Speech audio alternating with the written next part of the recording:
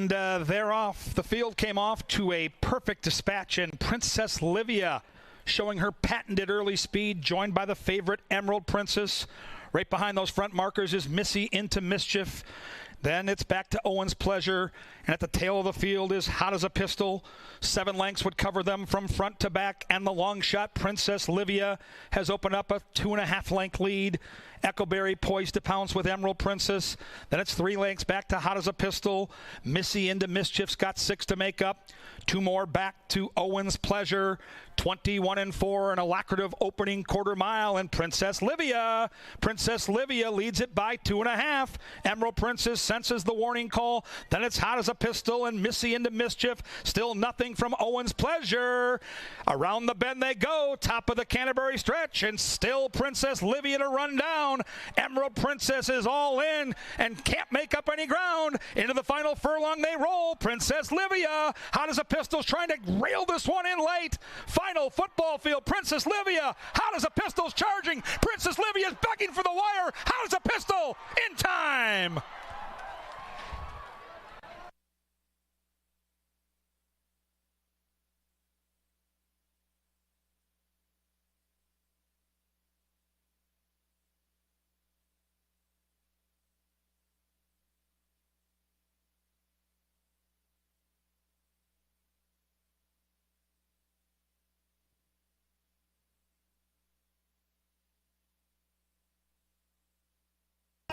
They're in the gate, and they're off. Showing speed early is Bailout Keela. From in between horses comes Balimos. Up the inside comes Pick-a-Floor. And the last horse away is Diggs 1. They speed by the judges and bend around the turn to head to the backside, and we've got a pace battle on the front end. Pick-a-Floor has the lead on the inside, joined by Balimos.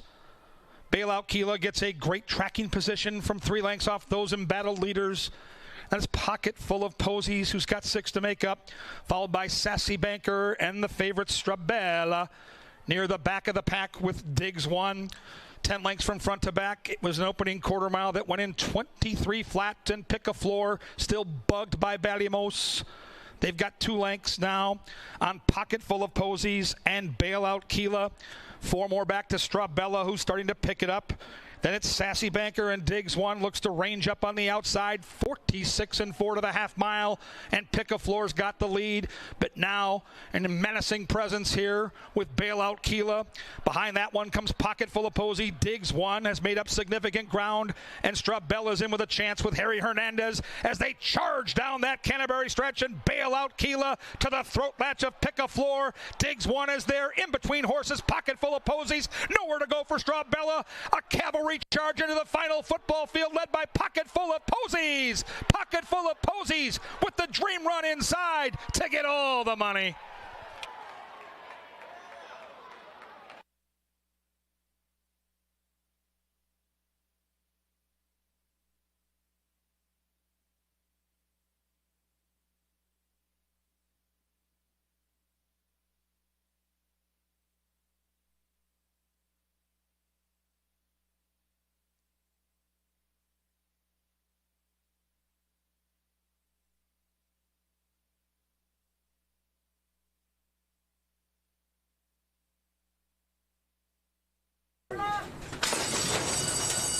And they're off. Flashing speed from between horses comes Bourbon Tan, but up the inside comes Rocked His Way. Outside of horses is Cramden. Through from the inside is Optimistic Valor. At the back of the pack is My Boy Lollipop. And the long shot, Rocked His Way. Ooh, Sophia Barandella almost out of the saddle there on Bourbon Tan. Nice job by her to stay on board, and the pace battle now ensues. Optimistic Valor's got 4 to make up. In between horses is Atomic Candy. Outside is Sierra Hotel. The favorite gets a dream trip inside. Kids Inheritance has 6 to make up, and they're going quickly. 4 behind that is My Boy Lollipop, and Cramden Can See 'Em All. 11 lengths from front to back. They went 22-3 to the opening quarter mile. There's been no letting up on the pace in this race. Very fast. 45-2 for Rocked His Way. Bourbon Tant won't let that one get away. Harry Hernandez is making a bold move on Sierra Hotel. The favorite, all dressed up. Kids Inheritance got nowhere to go, and Sierra Hotel right up to the lead. Rocked His Way trying to keep that one honest. Up the inside comes Kids Inheritance.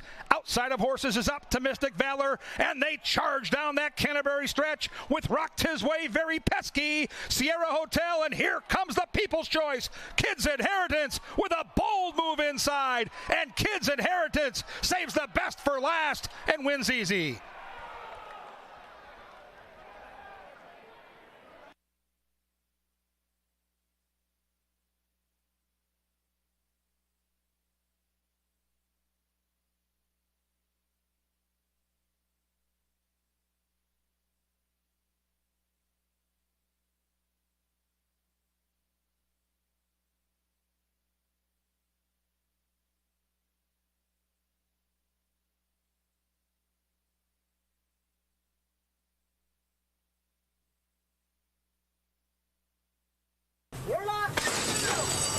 And they're off. Slow beginnings for both the 2 and the 3, who stumbled badly, are in the back of the pack.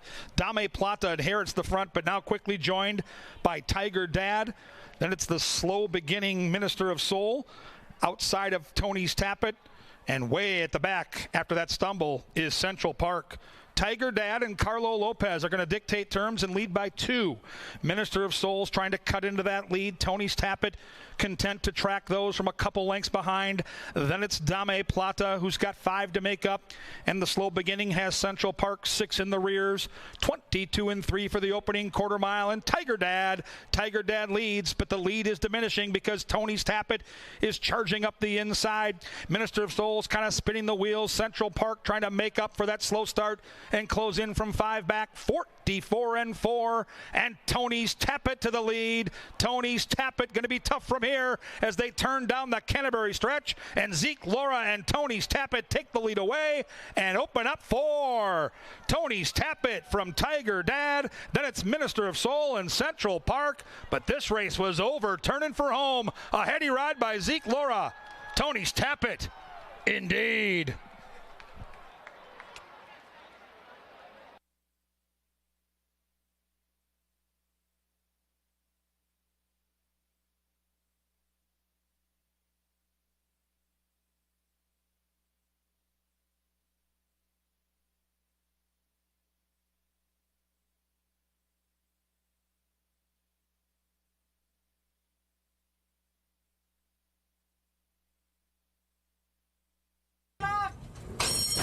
And they're off. Perfect Dispatch. Out of the chute they come. Led by Devoted to You. Little bump there. In with Brother Harold tightly. Mystifier. One from the rail. In behind Horses is the Ghost. And the last horse away is Class of 67. It's the People's Choice. The favorite, Devoted to You, who will dictate terms here and lead it by a measured length over the long shot Brother Harold. Mystifier, 3 lengths off those leaders. Outside of that one comes Star Mission. Then it's a gap of 3 lengths back to DeGhost. DeGhost shadowed by My Name is Prince. Outside of that one comes Trading Up. In between is Where'd the Day Go? Another length back to Feeding Frenzy. Then it's Delft Blue, and way at the back of the pack is Class of 67, who would have to make up 15 lengths to win this race. Very honest opening quarter mile goes in 23 flat. They go 47-2 to the half mile, and Rye Echoberry trying to save as much energy as he can for the later stages with his front marker, Devoted to You. Bugged by Star Mission here into the far turn. Then Brother Harold. In between Horses is Delft Blue, who's made up a bunch of ground. Mystifier unwinding to the outside. Mystifier catches the eye. Behind is Where'd the Day Go? Where'd the Day Go's got some run. And then comes Feeding Frenzy. But they still have to rein in the front marker of Devoted to You. Devoted to You leads them down the Canterbury stretch. Delft Blue on the outside trying to run this one down. Then we come back to Brother Harold. Final football field. Devoted to You and Delft Blue. Devoted to You trying to take them flag fall to That's All. Devoted to You. Devoted to winning tonight.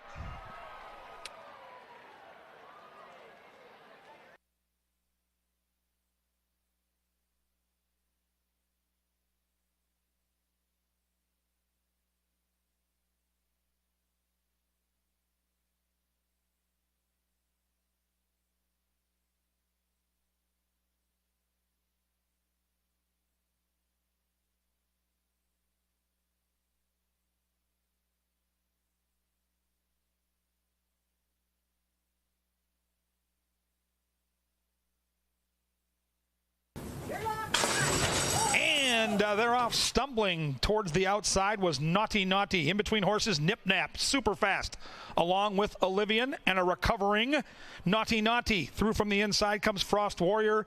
Then it's Indy Star. Mid-pack is the favorite Stone Arch Bridge. Behind that one, Make Me Believe. Outside of horses is Saint Serena, and at the back of the pack is Voodoo Fire. They crackle into that far turn, and Nip Nap has a short lead from Olivian. Dream Trip here for Naughty Naughty. Then 3 lengths back to Frost Warrior, Indy Star, and Stone Arch Bridge catches the eye. Stone Arch Bridge is once again starting to unwind from the back of the pack, but they turn for home, and Olivian says, you got to pick up your feet. You want to catch me from here. Puts that in front of Nip Nap. Here comes Stone Arch Bridge looking for a seam. Frost Warrior's right there along with Indy Star. Stone Arch Bridge trying to knife through horses. Sophia got through, and Stone Arch Bridge along with Indy Star, they run down to the wire. Indy Star in time.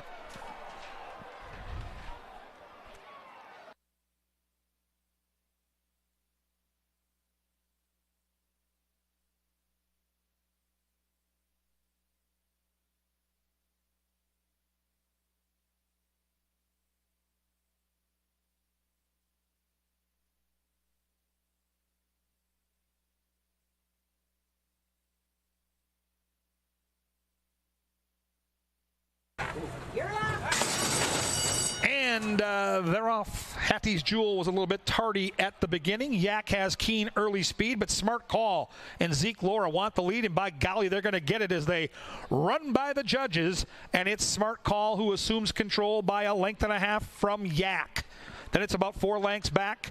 To the inside is Big League Benny. Casanova restrained early.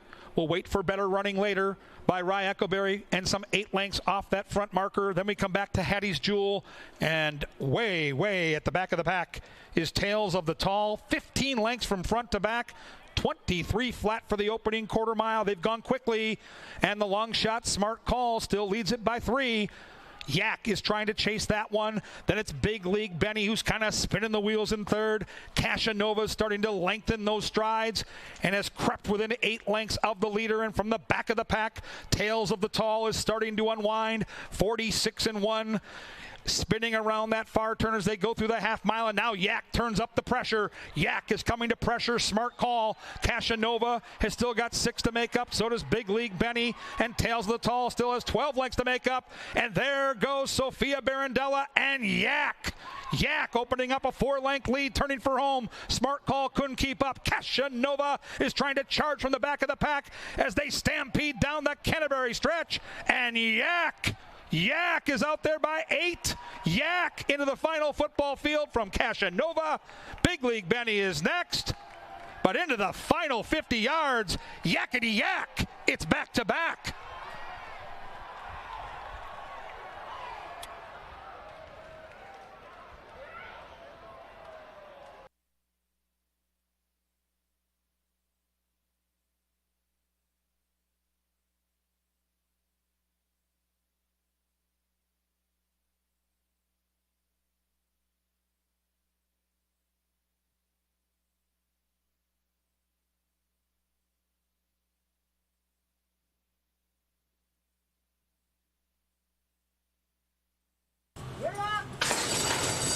And they're off. Field came off to a nice dispatch.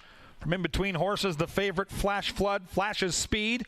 So does Shirley a Legend inside, and Give 'em Shade to the outside of that one. Outside is Notepad, and the last horse away is I Came to Shame. Pace battle on the front end with Shirley a Legend hugging the rail and joining Flash Flood. Flash Flood now edges away by 3 parts of a length. Behind those horses comes Give 'em Shade. Then outside of horses is Notepad covering up Icy Will Burn Ya. And then we come back to That Would Be Nice. And at the back of the pack is I Came to Shame. 23-3 for that opening quarter mile on the muddy track. And Flash Flood, the heavy favorite, now opens up a 4-length lead on the long shot. Shirley a Legend. Another big-priced horse, Give 'em Shade's got 6 to make up. Icy Will Burn Ya still inside, tracking and saving all that ground from 7 lengths back. And then it's That Would Be Nice who's starting to unwind behind that one. I Came to Shame catches the eye, but on the front, Flash Flood has got the race to win or lose and all by herself there. Icy Will Burn Ya making an imposing move into second. Shirley Legends kind of spinning the wheels as they bank around that turn and head to the top of the Canterbury stretch. And Flash Flood trying to see this thing through. Flash Flood trying to take them all the way from Icy Will Burn Ya. The others have got a lot of work to do as they head into that final furlong. And Flash Flood and Alonso Quinones have saved plenty of energy. And they'll run down to a muddy victory here. Every pole a winning one. Flash Flood takes them all the way.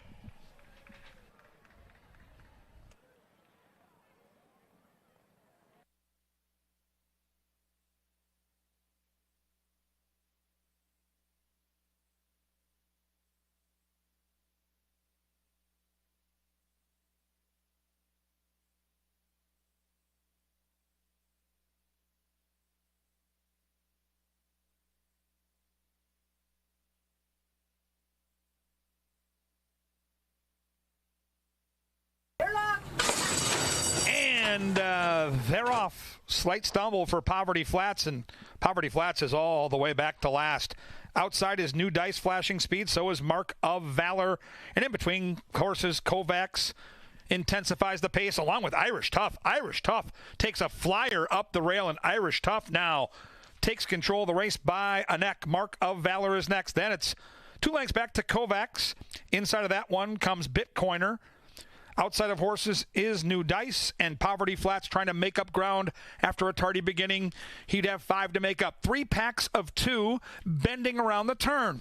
And Alonso Quinones trying to sweep the late double has Irish Tough, the long shot, leading by a length. Mark of Valor clings to that one. Echoberry all over Bitcoiner. Kovacs is ranging in. So is New Dice, and Poverty Flats has a lot of work to do. Top of the Canterbury stretch, and Irish Tough is still there. Irish Tough from New Dice, who's off the rail and out after that one.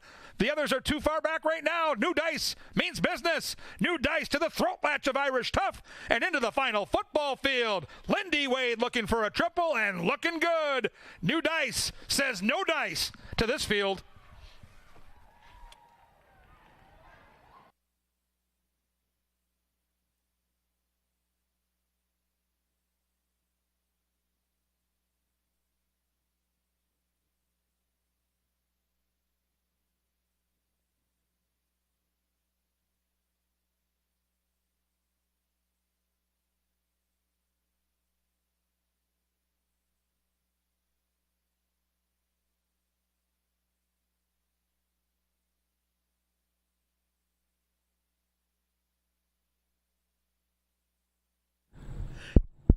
Check. Ladies and gentlemen, please rise for the playing of our national anthem.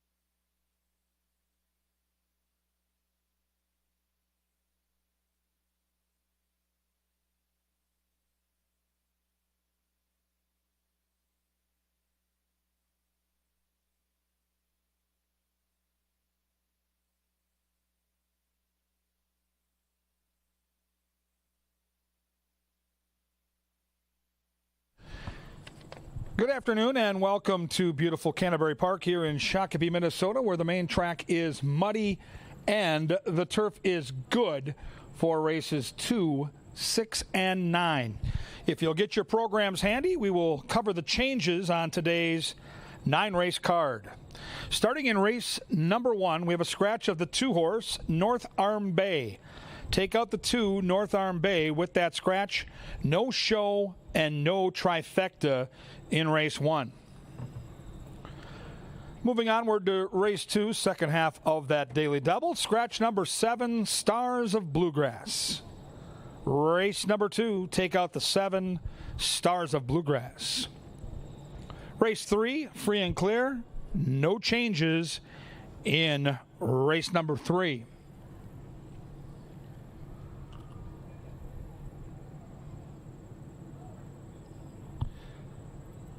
First real significant change to make note of as far as surfaces is in race number 4. In race 4, we are off the turf. Now going to be 6 1/2 furlongs on the main track. So make a note that race 4 is off the turf to be run at 6 1/2 furlongs on the main track. Race 5, we take out number 4, Dynamometer. Race 5, scratch 4. In race 6, we scratch number 2, She's Extremely Hot. Race 6, take out the 2, Jockey Change, number 9, Hunter's Magic, now to be ridden by Rye Eccleberry. Eccleberry picks up the mount on the 9. We take out the 2 in the 6th.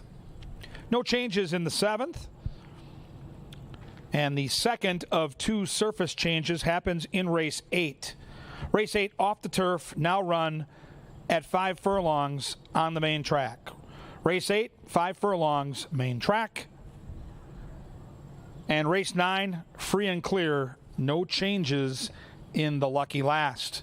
Come on out to the paddock, to the beautiful Cantor Theater. It's time for Today at the Races with yours truly, Kevin Gorg, joined by the lovely and talented Angela Herman. That's coming up next.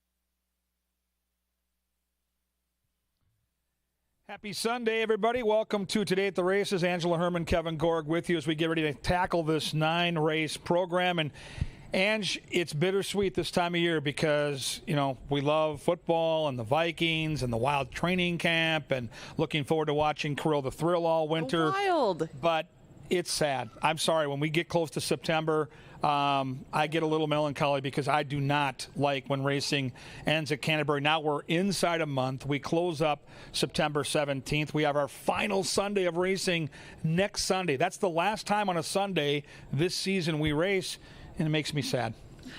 Well, that's a way to start a show. But yeah, I mean, it is bittersweet. We've had an excellent summer. I mean, I actually found myself at Summer Jam break. I thought I'd be more sad, but I've just had so much fun out here. We've had great crowds. The response has been wonderful to the change in schedule. And, I mean, it's that time of year. The fair comes around, Labor Day comes around, school starts on Tuesday. You know, there's just some things that are signaling a transition, and, of course, that is going to be sad because we've had a good time. Yeah, well, let's keep the good times going. We still have, 10, 12 days of racing to go, something like that. We got plenty of time. We got Festival of Champions, yes, the Best in Show, your favorite remaining day. Love those dogs. Next Sunday is going to be off the charts fun. I love the wieners especially. Those are my favorite dogs. I want to get a wiener dog, but the boss at home has said we're done with the two we have. That's all we can control right now. But down the road, a guy can dream, and sooner or later, there'll be a wiener dog out in Minnetonka for me. Kev dreams of wieners. I'm glad we're on the turf today. I know two of the five are off the turf, and it made sense. The two races that we came off the turf and the one where we really changed the distance were two-year-old races, and it's great to schedule two-year-old turf races, but if you're going to make a couple of changes to a card, those were the right ones. Oh, of course. And, I mean, the safety of everybody is always the first thought. And without knowing how much wind we were going to get, sun or additional rain, you just have to make the right call before any of that comes about. We want everybody to be prepared to handicap, play, and win on this card with as much information as possible. So I don't think that we'll see too many changes coming forth unless some sort of monsoon hits this afternoon. But I don't think that the weather is supposed to hit until later tonight. So everything that you see now, except for the dirt condition perhaps getting better, should remain through the balance of the card. So it's muddy and good, and keep an eye on that muddy track. As you mentioned, there's a nice breeze going here. Maybe the sun will peek out and we'll start to dry it out. Our track maintenance team probably worked a little overtime after the deluge we had last night, and the lightning delay and all that good stuff. And you and I go over the card every single day, along with Paul Allen, part of the STEAM team, to compare notes. It's a ritual. And we usually, you and I especially, usually have many more differences than similarities. We usually have a couple the same every day. You have like exacta boxes where you take one first, I take the second, and vice versa. This has never happened. Today we have 8 of the 9 similar on top. So instead of both talking about the same horse over and over and over, race after race, we'll kind of go back and forth. We'll ping-pong this bad boy. We'll talk about the depth of the field, maybe some other horses to consider, and let's have some fun. Let's take a look at race 1. Okay. Small on numbers, but I think there are options here. I think with the 4 horses entered, you can make a legitimate case for all 4. I think the horse that scratched was probably the horse that was most up against it in North Arm Base. So let's go with maybe the prime contenders. We both like the same horse. We both like number 1, Silver Dash. Take me through your thought process. Well, Silver Dash, they go back and forth with him. He can go a mile. He can go 6. He can go 6.5. It seems like kind of a jack of all trades rather than a master of one. But this sort of field, I think, plays well to Silver Dash because he can get a little headstrong at times and wants to go up towards the lead. I don't think that'll be a difficult position to assume today, whether he's leading the way or sitting just off Candy Cove. I think that he stands more of an advantage from a small field, a rider's race, rather than like a North Arm Bay, like you said, that likes to drop all the way back to last and is going to depend on what would probably not be a battle ensuing up front. Warrior Boss is the pick of Paul Allen. He was your morning line favorite. Rye Eccleberry rides him. He's looking for 3 in a row. And he hasn't got, like, sizzling paces. He's had 47 to chase, but last time, 24-2 and 48-1 was sitting just off it. I don't think that Warrior Boss is going to be that far out of it, but I just don't think that it's going to be, at least in the early part of the card, a track that's that friendly to closers. And I guess the wild card in race number 1 for me is the outside horse, Candy Cove, who is always in the mix. Might be the speed of the speed, might inherit the lead, and we'll have to play out as the day progresses how that track is playing. But with moisture in it, I think speed's likely going to be a good thing. For a horse that's won 10 of 43 career starts, this horse, at least at Canterbury, just cannot seal the deal. 10 starts here, 6 times in the top 3, but 0 wins. So we're both going to take a stand against Candy Cove. I don't think either one of us would be surprised if he wins. his better races these days come at Tampa. Maybe he just likes that main track better. He always gets a piece and he pays for himself up here, so I can see why they would bring him up here and keep running him in these sorts of spots, because Candy Cove is still competitive even though he wins. But sometimes, maybe by age 7, he's figured out he doesn't have to lay it all out and win to get fed. So, you know, he runs his race and they keep putting him in those same spots and he keeps running well. So I think he's a very usable horse in exactas, but I just think that that's about the extent of my play for him. I go 1, 5, and 3. I go 1, 3, and 4, and we both are on Silver Dash in race 1. Race 2, we are on the turf. The turf is good, people. 1 mile is the distance. We have a scratch of the 7. It was our top pick in the race. We both landed on the 7, and we both pivot now to the same horse. Kalanicky, your thoughts? Well, I thought that our whole card was going to be washed off the turf. So Stars of Bluegrass stood to benefit the most, I thought, from the surface switch. I scratched into Kalanicky, but not with an overabundance of confidence in her, especially over a turf course that's less than firm. You look up and down the line, she's had firm courses here. She's been in Houston. The fairgrounds isn't always firm, but she didn't run very well there. So I question her ability over a course that's going to have more give to it than what she's seen lately. And I guess that maybe that would sway me to a Mizana or somebody else who's seen some sort of off-going. Lizaby maybe might benefit from that sort of thing, but I don't think that anybody's going to be a tremendous price. I think people are going to be able to sniff out the horses who might like this sort of running. So I like Kalanicky. I think that she'll be able to be up on a moderate pace. Same thing goes for Silly Notion. If Lizaby had even an ounce more of early speed, I probably would have taken her, but I end up on 1, 4, and 5.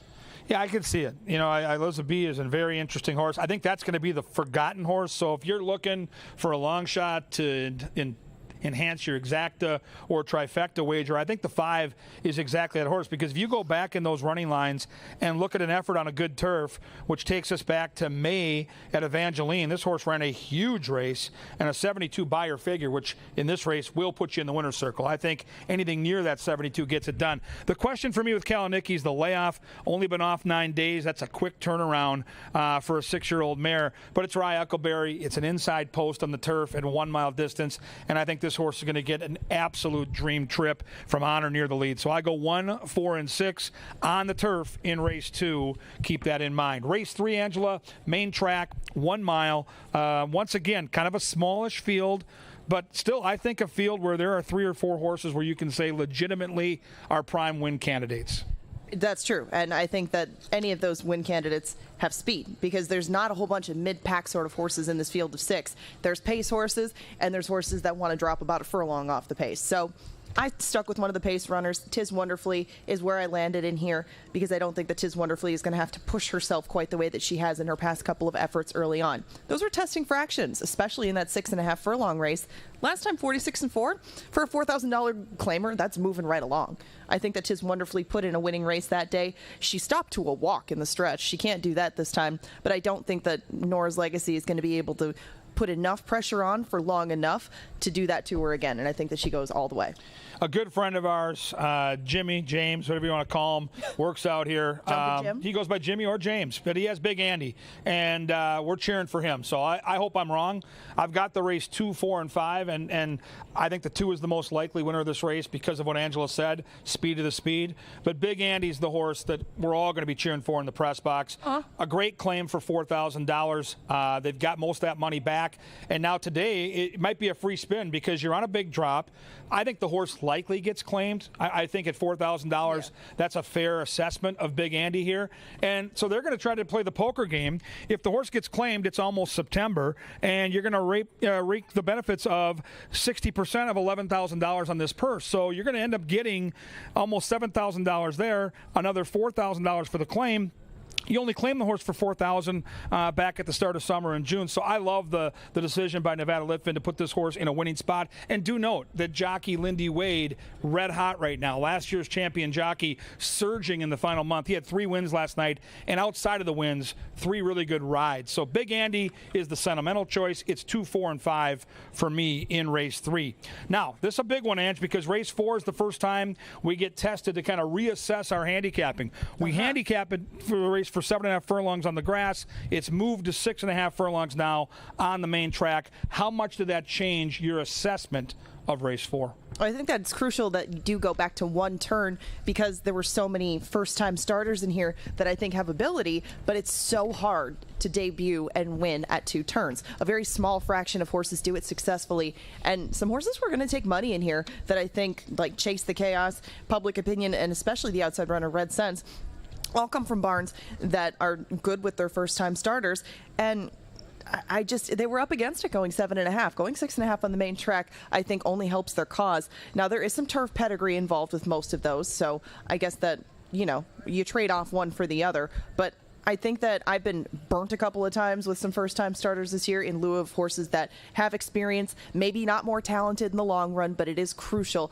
to get that experience of not just being on the track with other horses, but getting back here in the paddock, seeing the crowd, getting out in the post parade, the whole rigmarole of what it is to be a racehorse. So I stuck with Mr. Muldoon. He has experience. I used Chase the Chaos second, Roller Coaster Man in third, because he has three starts to him, but I mean, moving over to the main track does give me a lot more confidence, I guess, in some of the firsters, because they have some nice works.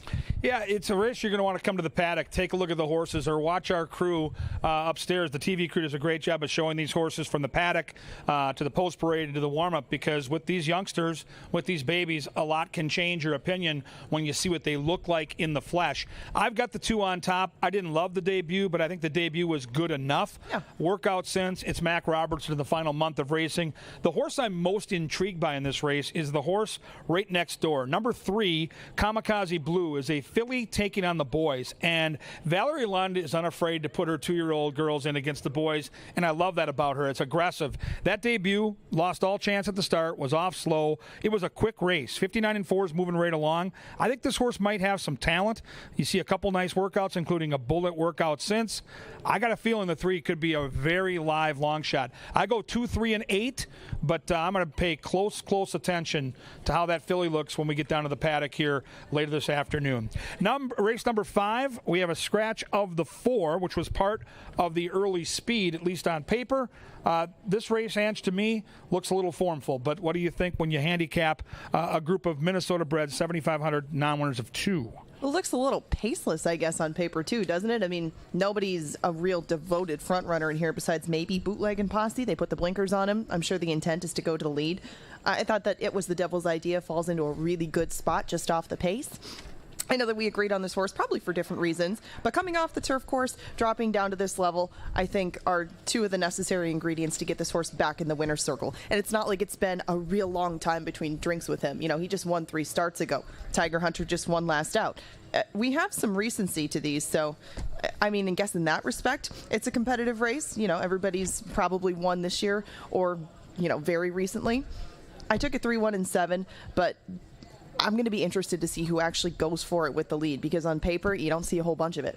I think it might be the 6. I think Big Boy McCoy with Sophia Barandella, who also won a race last night, could be quick. This is a horse that comes out of sprints and decently paced sprints. 45 flat to the half mile is not slow. 44-4 to the half is not slow. And this horse was on the lead back in June, going 21-4 and 45-2. So I think the 6 ends up being the front marker here. But I'm with you. I think the 3 gets a really good trip from just behind a horse that's not used to going 2 turns. I think It Was the Devil's Idea at 5-1. It would be lovely. I don't think we're going to get 5-1, but I really like the horse a lot. One of my stronger opinions on the card is the 3 in race 5. So I go 3, 7, and 6 as we sail on to race number 6. We get another turf race. And, Ange, we looked for a while. It looked like maybe the turf was playing to front markers, but as we start to handicap now today with some moisture in that turf, we even saw some replays yesterday where you could see some dust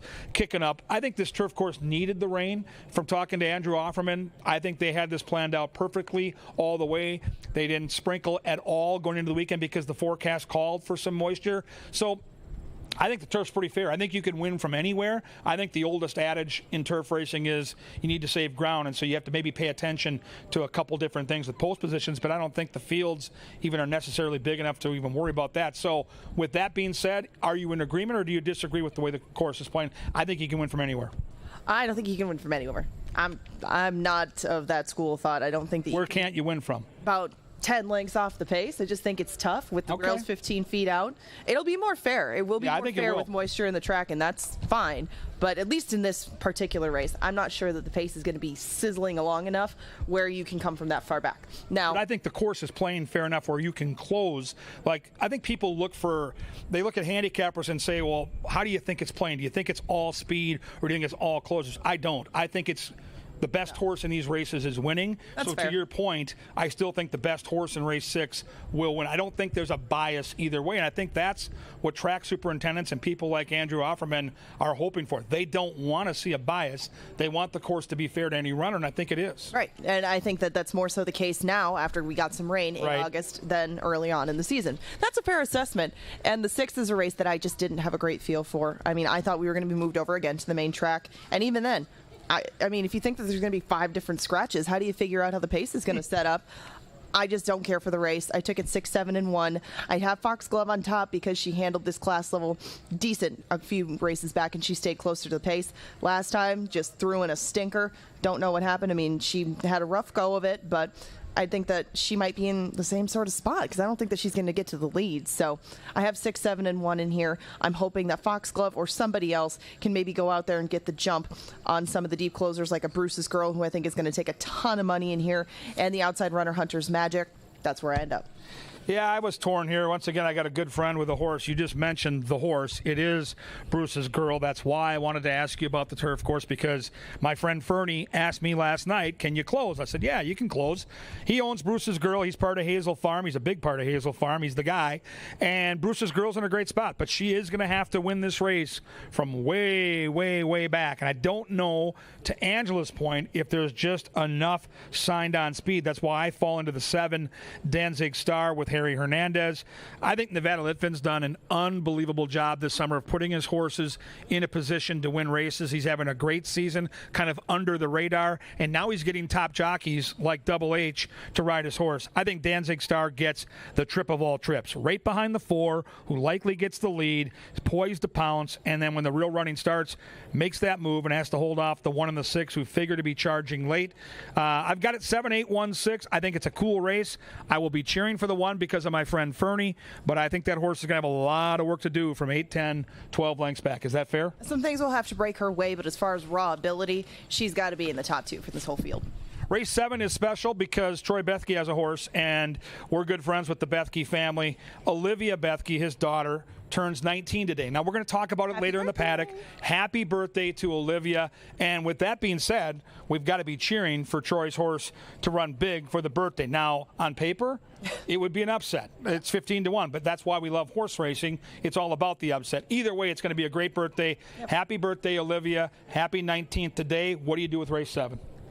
I believe that there is a penalty in here. I believe there's a power play in race number 7. Oh, yeah, we do have a power play. That's right. Forgot about that. Yeah, I mean... Well, I think we got 2 favorites that I'm looking forward to trying to beat, right? I think we both agree, no disrespect to the connections, anybody involved. The 3 and the 4 are horses that I'm going to try to beat almost any given day, and that's why we land on Noel's Angel. Yeah. Who I think speed can clear off again. And we're not going to break down the ride last time. We're not going to get into the details. All I'm going to tell you is this. This horse can duplicate her effort last time. She gets her picture taken today. That's the if. It's no different than when a sports team goes out and plays the game of their life. If she can duplicate, which was an unbelievable effort that she put out last time, she wins this race, and she does it clear on the front. It's a different surface. It's a different pace scenario. I get all of that. But if she's the third choice in the betting, I will be running, not walking to the window. I don't think she will be, but I think that Noel's Angel cleared off for My Sink I Love You. I think that Betty's Got a Notion might have a little bit of speed, but other than that, I don't think she's up against a whole bunch of sprint speed. She might not even have to use herself to set the same sort of fractions that she did last time. And even though that was 5.5, an extra half furlong, as long as she's got that foundation now to her. She's shown she fits at the level.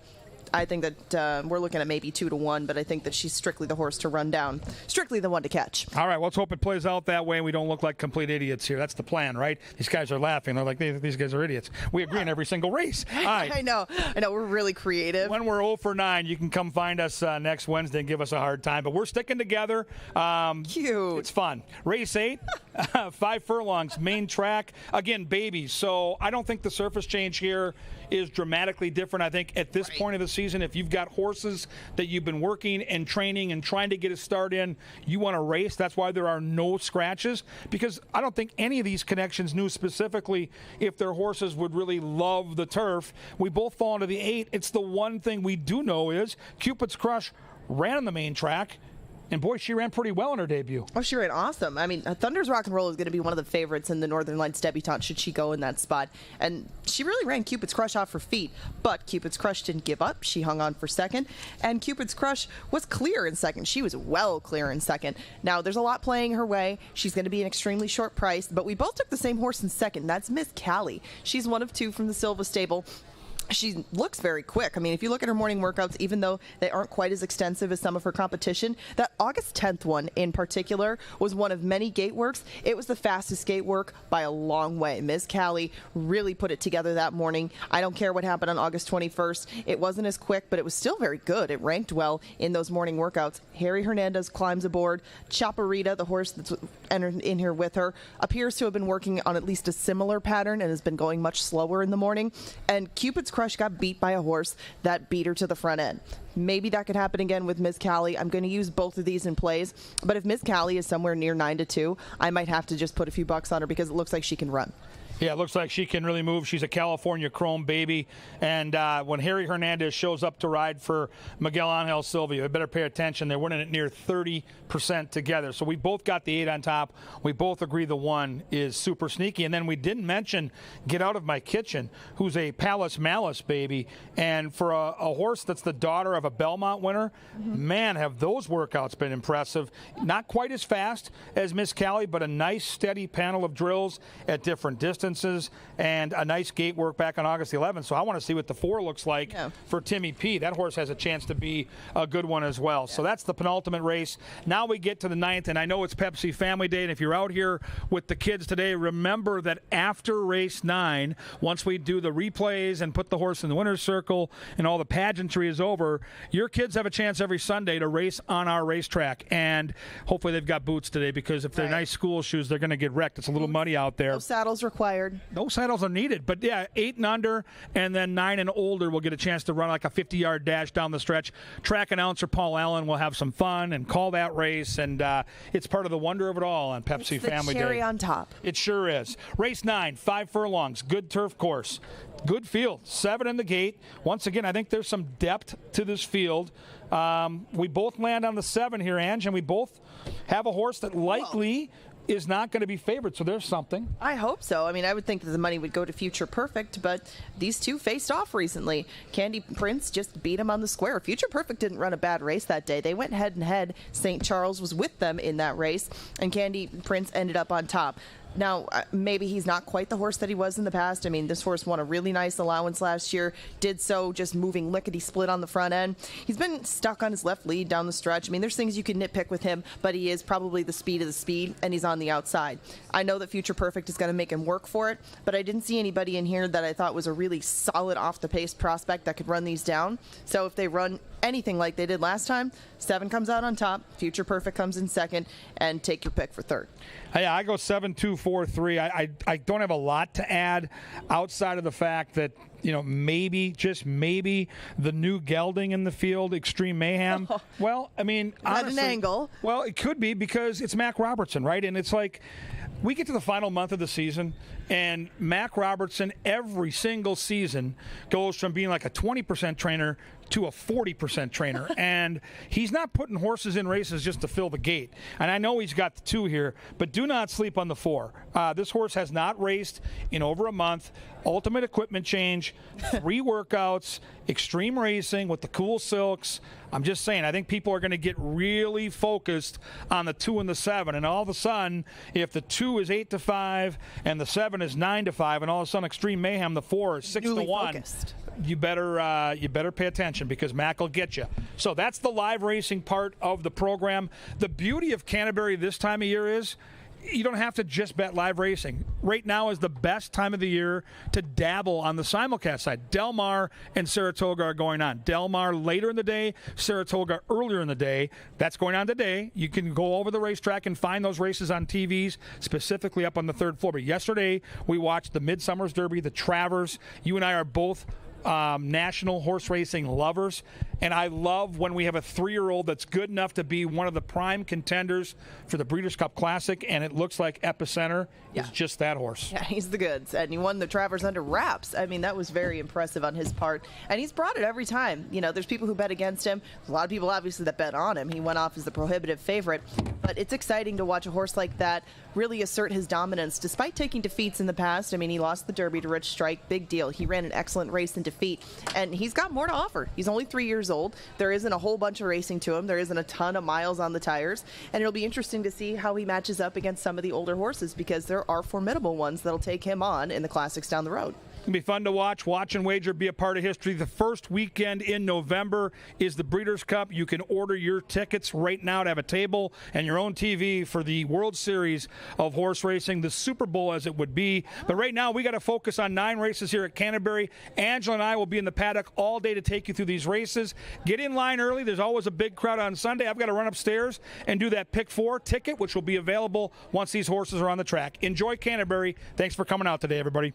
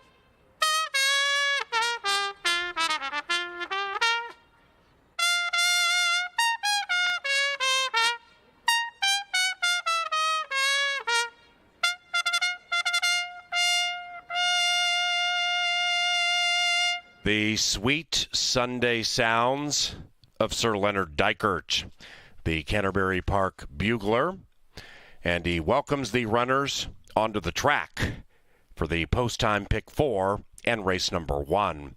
Our main track has come up muddy, and scratch number 2, North Arm Bay. With that scratch, we have no show or trifecta wagering in the first. Post time, 5 minutes from now.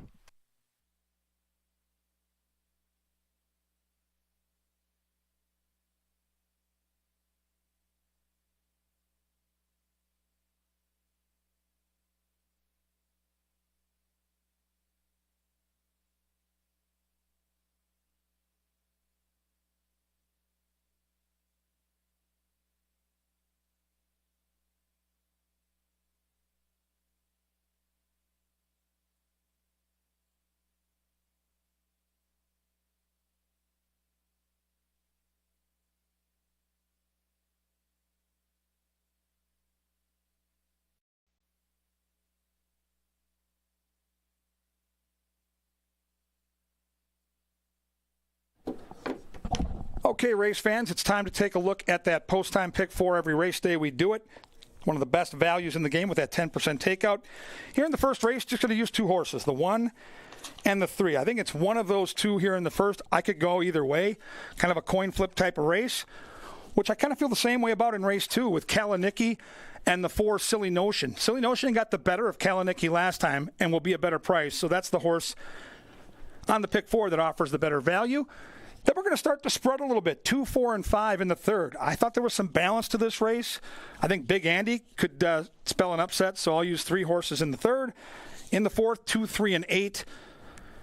Not much to go on here other than the filly, the 3, could really offer some value. I want to be alive to that filly in race 4. So it's 1, 3 with 1, 4 with 2, 4, 5 with 2, 3, and 8. Just an $18 ticket if you play mine.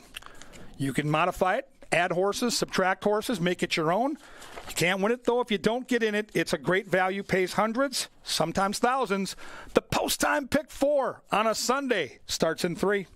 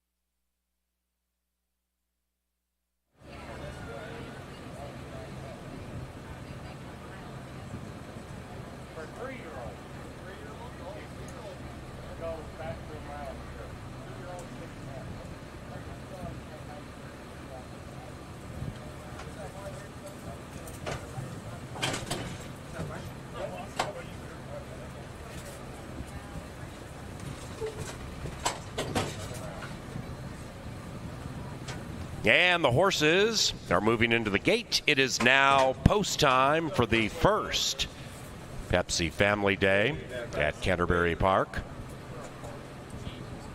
This race is named BIT, B-I-T, for board member in training. We have some consternation in the gate from Runaway Ready as they await Candy Cove, the Minnesota son of Sydney's Candy and Margie's Connection, walking up to it now with the cue. Warrior Boss, even money. Silver Dash, 3-2. Candy Cove, 3-1. And Pepsi Family Day is underway.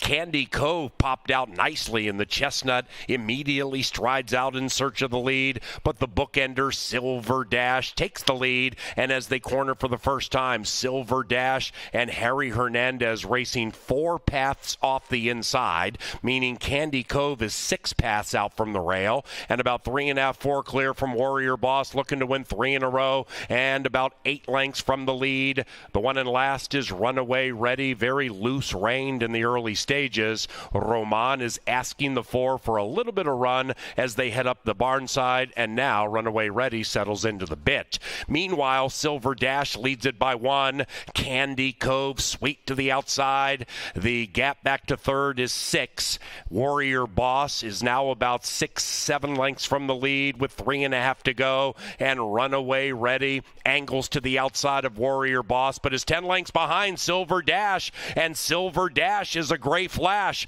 Silver Dash and Harry leading it by 1.5 lengths. Q ships all in on Candy Cove. Warrior Boss is closing in 5 out of it, and then it's Runaway Ready. They have a 1/4 mile to go on the muddy main at Canterbury, and Silver Dash still racing well off the inside, has a tenuous lead. Warrior Boss all over that one on the outside. They're in tightly. Runaway Ready is sneaky on the inside, and Candy Cove is tailed off. Warrior Boss outside, Runaway Ready inside. These two to the line together in a thrilling 4-horse field. Photo finish. It looks like the inside 4 may have tipped Warrior Boss, but it's very tight.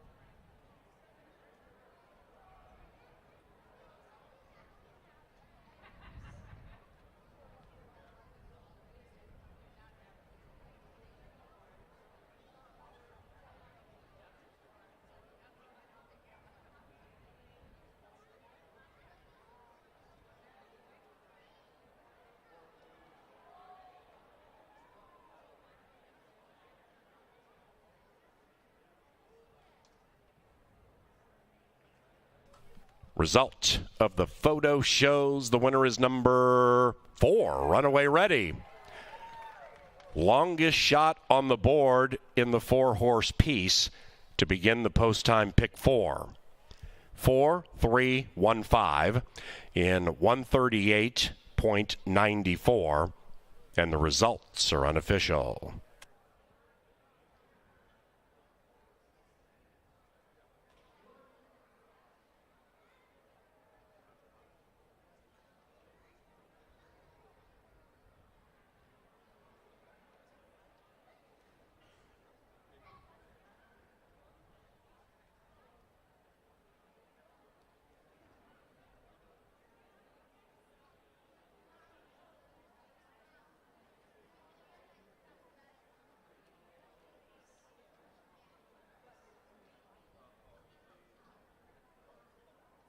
And the first race is official. Number 1, Silver Dash, was claimed for $15,000. The new trainer, Esteban Martinez, and the new owner, Homer Duncan. Silver Dash switches barns, $15K the price. Martinez, Homer. To the winner's enclosure, Runaway Ready and Constantino Roman. Runaway Ready is a 4-year-old Grey Gelding by Cross Traffic out of Citizen Emma. Bred in Minnesota by Sugarland Thoroughbreds. The winning owners, Novogratz Racing, and the winning trainer is Mac Robertson. That 4-3 exacta paid $23.80. Favorite on the bottom of the exacta. Still got 23.5 to 1 on your money. Good start if you hit it. Now, race number 2 is on the turf, and the turf course is listed as good. The inner rail is 15 feet out. Number 7, Stars of Bluegrass, has scratched. Race 2, scratch number 7. Regarding the Canterbury Park turf course, race 2 is on the turf. Race 4 is not on the turf. It's on the main track, currently listed as muddy, and the distance is 6 1/2 furlongs in race number 4. Race 6 is on the turf. Race 8 is not on the turf. The distance is okay. And race 9 remains on the turf. So if plotting a pick 3 beginning here in race 2, do know this one is on the turf. It's good. Race number 4, not on the turf. Distance 6 1/2.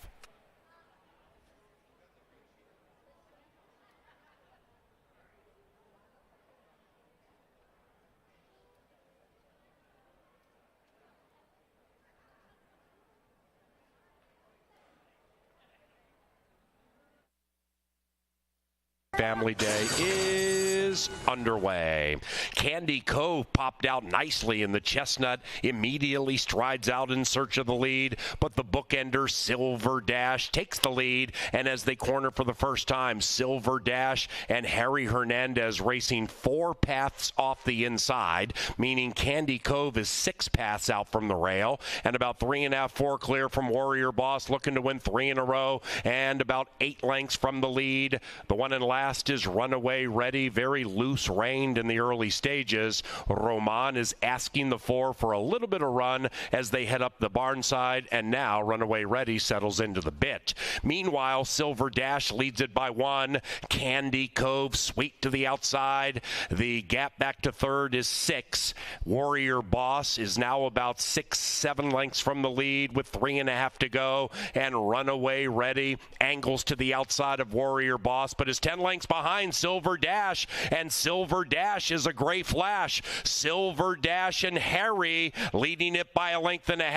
Q ships all in on Candy Cove. Warrior Boss is closing in 5 out of it, and then it's Runaway Ready. They have a 1/4 mile to go on the muddy main at Canterbury, and Silver Dash still racing well off the inside, has a tenuous lead. Warrior Boss all over that one on the outside. They're in tightly. Runaway Ready is sneaky on the inside, and Candy Cove is tailed off. Warrior Boss outside, Runaway Ready inside. These two to the line together in a thrilling 4-horse field.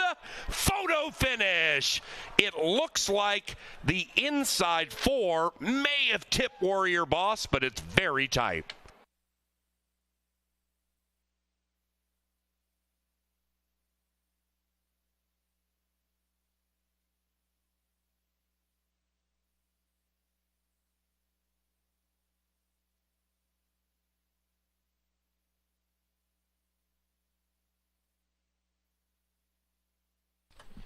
Ladies and gentlemen, we welcome our featured groups to the racetrack today. They include Trinity Exteriors, Hot Tub Swim and Spa Sale, Corner Home Medical Company Picnic, Dakota Valley Employee Outing, and Walzer.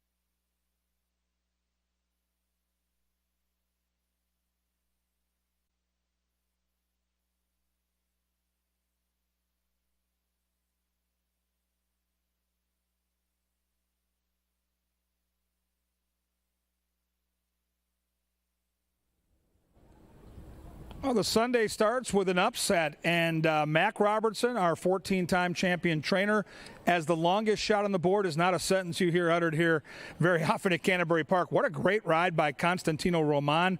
Snuck up the inside, got all that money. Nice mutual to start the day. If you had that one on your pick four, now you're in position for a really nice score with that 10% takeout. Good luck. Another tough hurdle to overcome here in race 2 on a good turf. Looks like a very balanced field. You look at the early betting in that race, and I think you can see by the tote board right now, nobody double digits, everybody taking money, and I think it's going to come down to the trip, and that's why I land on number 1, Kalanicki, who will be out here shortly, still back in the saddling area, going to go to the track early, it looks like. Inside post on the turf, Rye Eccleberry on the turf, all good things, natural speed. I think this horse gets a wonderful trip, and I think that's going to be the separator, because as you look at the betting and you look at daily racing form, there isn't a lot of separation with these ladies as far as their turf figures go. Lady Phyllis is the 2. Now, she has stalking speed. Her turf numbers are decent. 19 career starts on the turf, 10 for 19 in the money. You see that 7-1 price. Kelsey Haar, the jockey, has been rock solid. She's brought in some prices here this season in the interesting long shot from post 2. Number 3 is Mizana. Jermaine Bridgemahan for Nancy Sheehan loves this turf course and showed it a couple starts ago. Snuck off at 6-1 against a similar field and got the money. If she gets that trip today, she absolutely can win. And I love Jermaine Bridgemahan on the turf. I think he's excellent in that scenario. I think he'll give this horse a chance. We'll see if she's on her A game like she was a couple starts ago. Number 4 is Silly Notion. I've got this horse second. I think this horse is one of the horses to fear. Zeke Laura gets the call for the Silva gang. Back-to-back second-place finishes. The last couple times out, she's faced some really tough competition. Off at 13-1 and 14-1. Much better spot today. She's got some closing kick. If they go quick early, watch for Zeke in that patented striped helmet to come get the money. And I like the price right now, too, at 4-1. 5 is Liza B. Alonzo Quinones for Carl Broberg. They take the blinkers off. And if you go into the past performances and look at the last time she was on a turf with some moisture, a good turf course, she ran a 72 figure. That wins this race, hands down. We'll see if she can come back to that form. She is 5-1, and I think she's got a shot. 6 is If You Want It, Harry Hernandez for Jonathan Wong. You get the great connections. That's why you see the price at 2-1. The form is just okay. I think the price right now is dictated by how good the trainer and jockey are. So I think she can win, yes, but I'll take a brief stand against her here in race number 2. Nothing like turf racing at Canterbury. We've seen some amazing finishes on the grass even just this week. Who do you like? Fillies and Mares going 1 mile. They'll be at the gate in around 8. Good luck and continue to enjoy your family day right out here at the park.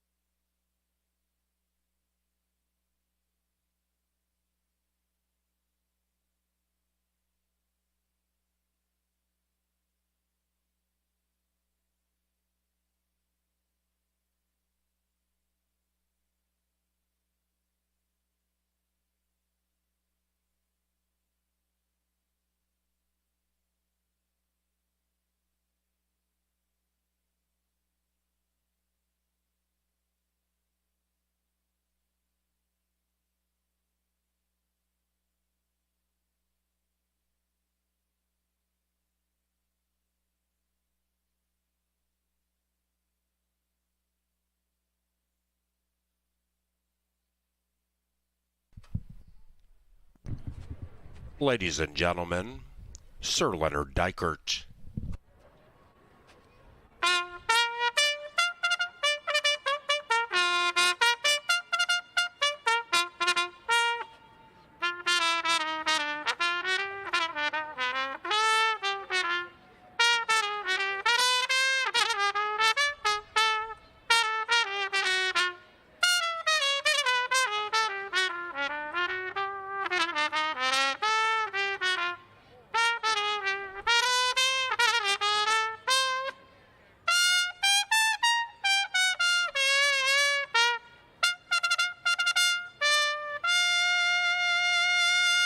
The call to the post for race 2 on a turf course listed as good. They're on the track. Number 1, Kalanicky, the current favorite, as you saw on TV monitors already on the turf course, milling about behind the gate. Turf course listed as good, and the rail is 15 feet out. The second is courtesy of Apple Autos, and we also thank JTR Roofing, roofwithjtr.com.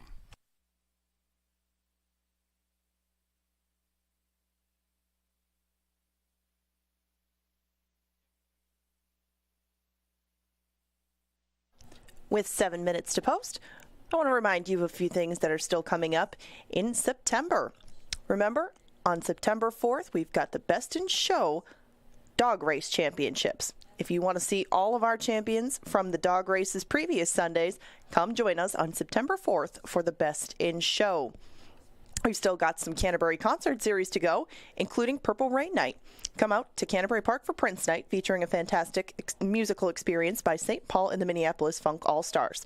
Their Prince show is coming right here to Canterbury for an evening of remembering the Minnesota music icon. The theme is Purple Rains. You don't want to miss this part of the concert series because nothing compares to their Prince tribute show. That's right here on September 2nd. Get your tickets to this unique show at canterburypark.com. Now, if you're looking for a new set of wheels or some other good prizes that we're giving away, don't miss the track on September 15th for the Summer of Horsepower giveaway. We're giving away a brand new truck as a part of this giveaway and other great prizes. Get more information at the track level information booth on how to win your way into the Summer of Horsepower giveaway. You could drive away with a brand new set of wheels on September 15th.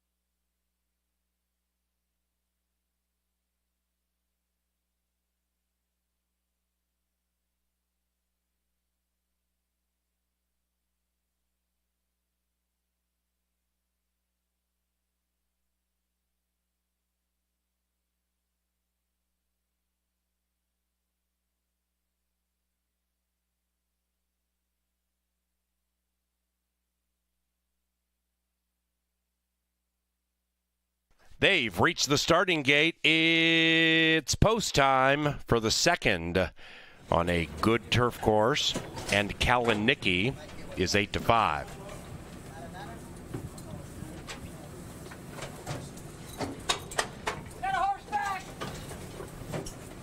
If You Want It, last in line. No. And they're racing.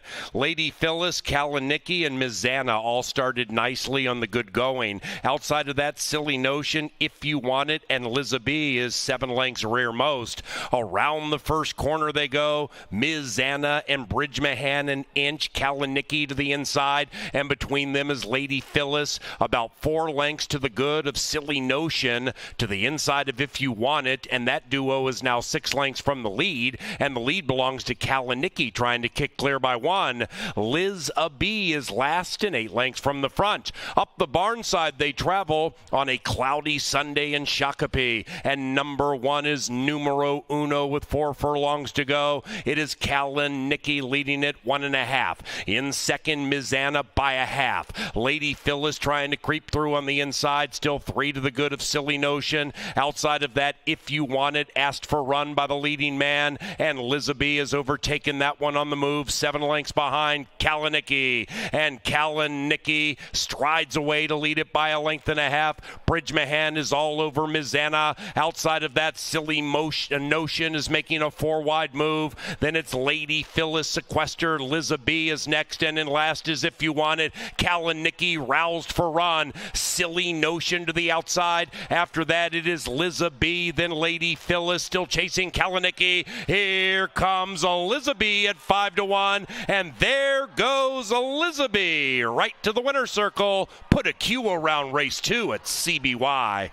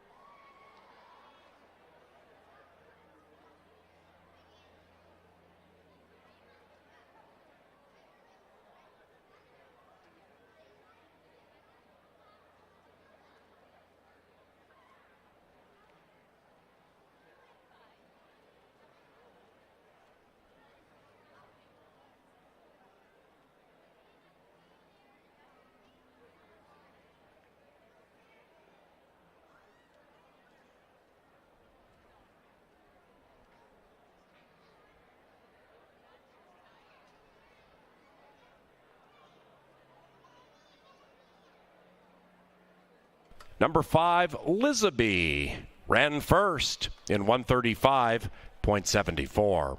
It is 5-1-4-2 in race number 2.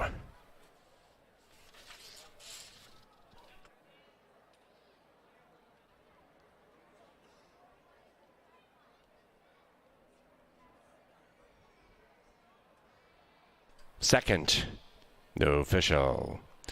Exacta $16.90, 10-cent superfecta $30.94, first double 44 and change, and that trifecta paid $26.30. On to the third race, and back to a main track listed as muddy. No scratches, no rider changes in the Canterbury Park third race, which is courtesy of Bush Light.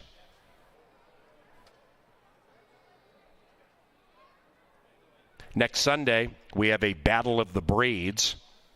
It is our culmination of a summer of dog racing, where the Bulldogs race against the Corgis and the Basset Hounds and the Wiener Dogs, all looking to achieve canine immortality next week. That is next Sunday, 1 o'clock. And get your tickets at canterburypark.com.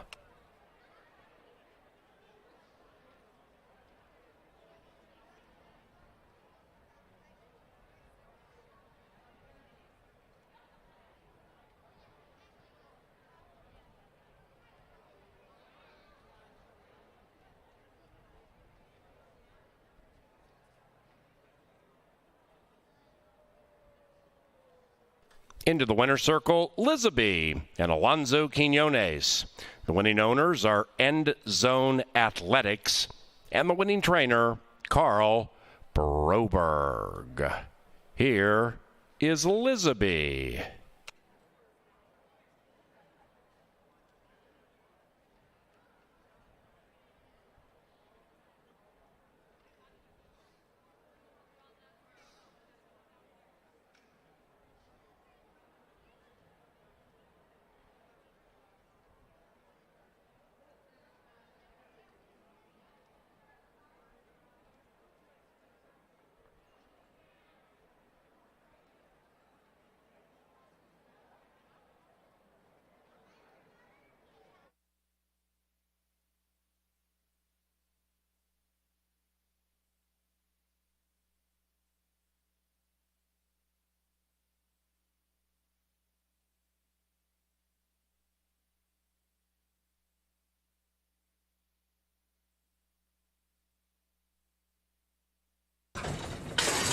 And they're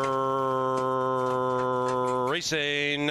Lady Phyllis, Kaliniki, and Ms. Zanna all started nicely on the good going. Outside of that, Silly Notion, If You Want It, and Lizaby is 7 lengths rearmost. Around the first corner they go. Ms. Zanna and Bridge Mahan an inch. Kaliniki to the inside, and between them is Lady Phyllis. About 4 lengths to the good of Silly Notion to the inside of If You Want It, and that duo is now 6 lengths from the lead, and the lead belongs to Kaliniki trying to kick clear by 1. Lizaby is last and 8 lengths from the front. Up the barn side they travel on a cloudy Sunday in Shakopee, and number 1 is numero uno with 4 furlongs to go. It is Kaliniki leading it 1.5. In second, Ms. Zanna by 1/2. Lady Phyllis trying to creep through on the inside, still 3 to the good of Silly Notion. Outside of that, If You Want It, asked for run by the leading man, and Lizaby has overtaken that one on the move, 7 lengths behind Kaliniki, and Kaliniki strides away to lead it by 1.5 lengths. Bridge Mahan is all over Ms. Zanna. Outside of that, Silly Notion is making a 4-wide move. Then it's Lady Phyllis sequestered. Lizaby is next, and in last is If You Want It. Kaliniki roused for run. Silly Notion to the outside. After that, it is Lizaby, then Lady Phyllis still chasing Kaliniki. Here comes Lizaby at 5-1, and there goes Lizaby right to the winner's circle. Put a Q around race 2 at CBY.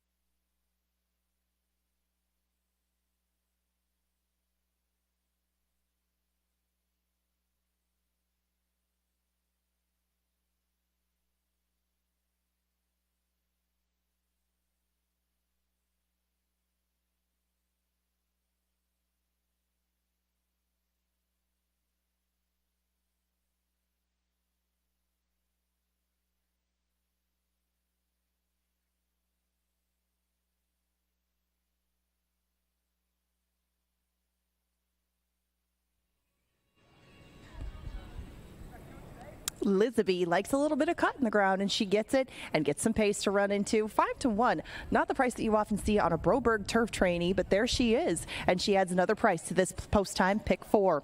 We'll go back to the main track for race number 3. This one is a mile. Fillies and mares contest it. Not a whole bunch of pace in here either on paper, but that hasn't materialized in the first 2 thus far. We'll find out what these ones have to bring to the table in 12 minutes. The one, Summer Lovin', is stretching out for the first time in quite some time. She's shown speed at the beginning of the year. Maybe she was a little bit sharp off the layoff, but typically this one comes from a little bit further off the pace. Summer Lovin' was up against it a little bit last time with the track. There wasn't a whole bunch of passing going on that day. Prior to that effort, though, when she went 5.5 in July, it was a pretty okay effort. She was closing steadily after trailing early on. I still prefer this filly at a little bit shorter, like 6.5. That seems to be the sweet spot for her, but right now she is 5-1. Tis Wonderfully is just one tick up from her morning line. Ty Garrett trains her for the 3rd time. Last time she almost got there. I thought she was going to take them all the way, and last 16th of a mile or so, Tis Wonderfully hit a wall. She only lost by less than a length, and Tis Wonderfully might not have to take so much pressure up front. It'll be interesting with some of these horses stretching out, and with Nora's Legacy to the outside, how much heat they can apply to this filly early. One thing is for sure, she should be leading them at least for half of the race. I think she'll take them all the way, though. Superstar B is 7-1 and currently on screen. This one has a good record over our main track. She's 3 for 5 in the exacta, but this one was claimed last time around. She is in a new barn for the first time in a long time. The Robertsons have had Superstar B for a long time. 5 for 48 lifetime, but she has 19 pieces to go with those 5 wins. Superstar B, though, again, does some of her best work at this level on this track, and you still get 5-1. That price might come down as they get closer to the gate, though. Big Andy is taking money, too. This is one of those horses stretching back out. The last time that we saw her doing that, she was on the turf course here, but when she was on dirt down at Turf Paradise, she was holding her own against some classy fillies and mares, and Big Andy should be in a good spot. Lindy Wade is riding very well right now. Lots of arrows pointing to this one. She is taking money at 3-1. 7-2 right next door in Nora's Legacy. This one likes to go and set kind of pokey paces. That's how she does her best work on the front end. Last time she did that very successfully under Luis Fuentes. Rye Eccleberry is familiar with this filly, though, and in fact won on her last August right around this time in an off-the-turf event. Not sure she can get comfortable on the front end with the presence of Tis Wonderfully, but if you think that she can, if something happens with Tis Wonderfully out of the gate, this is certainly the most likely wire-to-wire candidate outside of that one. Wildwood Maggie, not the case. They're going to put blinkers on this one. Alonzo Quinones takes over the riding duties for Carl Broberg. They'll try to go back-to-back, and Wildwood Maggie would love if some sort of pace duel developed up front. Didn't see it happening, so I used her in second, but certainly enough back class and enough form at this distance to make a case for her. 2, 6, and 3 for me, 10 minutes to post. Now 9 for race number 3. You can do 50-cent pick 3s, doubles, exactas, tries, 10-cent supers. Gamble your heart out. You have 6 to pick from, and the board makes them a very evenly matched group. Coming up next, Kevin Gorg is in the studio. He's got a power play for a little bit later in the card. Good luck in the 3rd.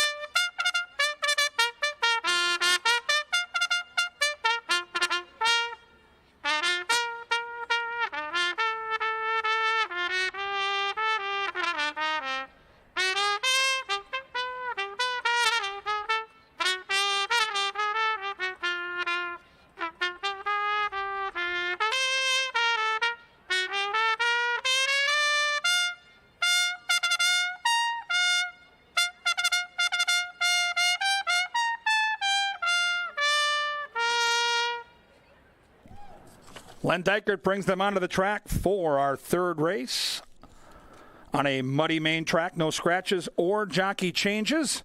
Win Play Show, Exacta, Trifecta, Superfecta, Daily Double, and a rolling pick 3. It's race 3, the Corner Home Medical at the gate in 7. Stay tuned for the power play after the post parade.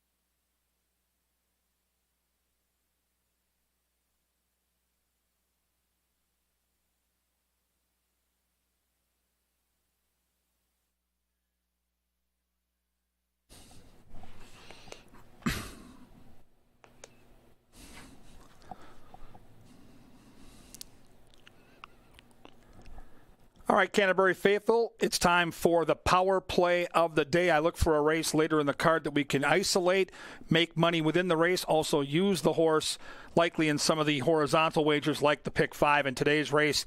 Race 7, number 6, Noel's Angel. Lightly race sort as we look at the past performances.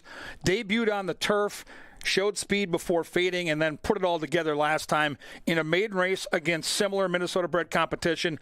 Built up a big lead, got caught on the wire, and we get Harry Hernandez now enticed to ride, and that is a big deal. He's our top jockey. He's been unbelievable all season. And let's go back. In a crowded maiden field, this is significant. We've highlighted the 7-horse, who is Noel's Angel. A 10-horse field. Very difficult in a maiden race like this to get any separation. But a couple jumps out of the gate, and look how clear she is. Now, you look forward to today. Smaller field, less speed probably signed on a boggy track, and I think her speed is the weapon you want to have today. I think Harry Hernandez can pop her out of the gate and use what her talent is, and her talent is to run him in the ground with speed. She showed that last time out. She even hinted at this in her debut against much tougher competition. I think today is the day for graduation. I think Noel's Angel is a horse you can single, which I will be doing on my pick 5 ticket. It is race number 7, horse number 6, and now we go to the winner's circle for all kinds of fun and frivolity on Family Day.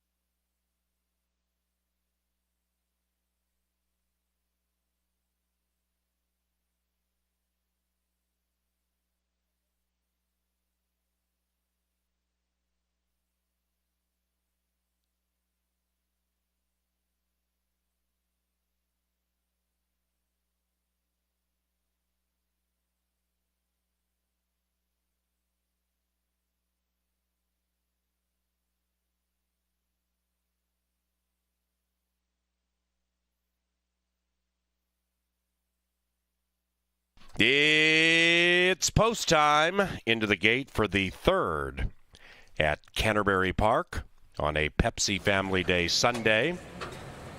Corner Home Medical Company, welcome to the racetrack. And best of luck to you. Enjoy the winner's circle vantage point as Wildwood Maggie is the last in line. 6-pack on a Sunday, and here they are. And they're racing. Awkward beginning for Wildwood Maggie. Great beginning for Tiz Wonderfully at 8-5. Tiz Wonderfully strides away to a 2.5, 3-length lead in path 3, and about a length and a half clear from Superstar Bia. The 8-year-old mare settles into it, now 4 from the front and to the inside of Nora's Legacy. After that, Summer Lovin', 8 lengths from the front to the inside of Big Andy, and Wildwood Maggie is 8 lengths rearmost as the pace slows down up front. Harry has Tiz Wonderfully well off the inside on the muddy main and a 5-length lead. Nora's Legacy is in second, narrowly clear from Superstar Bia.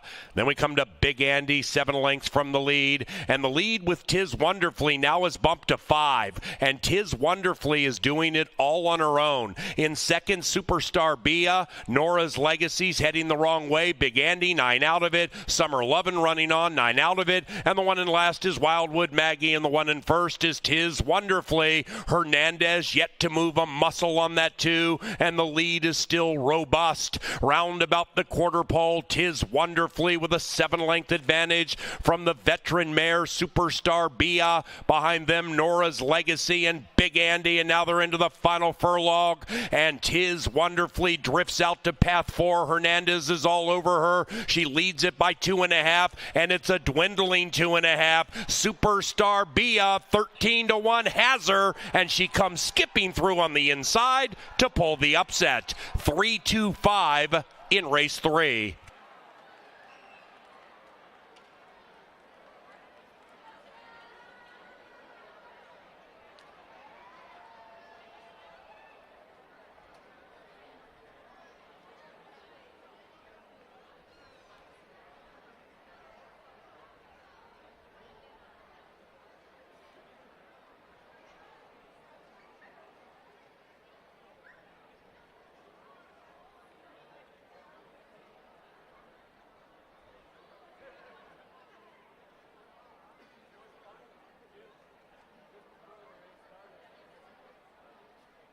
Claim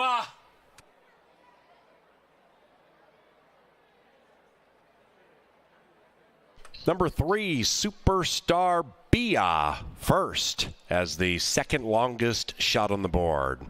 3-2-5-4 in race 3. We had a claim. Number 4, Big Andy, claimed for $4,000. And Valerie Lund is the new owner trainer. $4,000 claim from the third. It is Big Andy, Lund.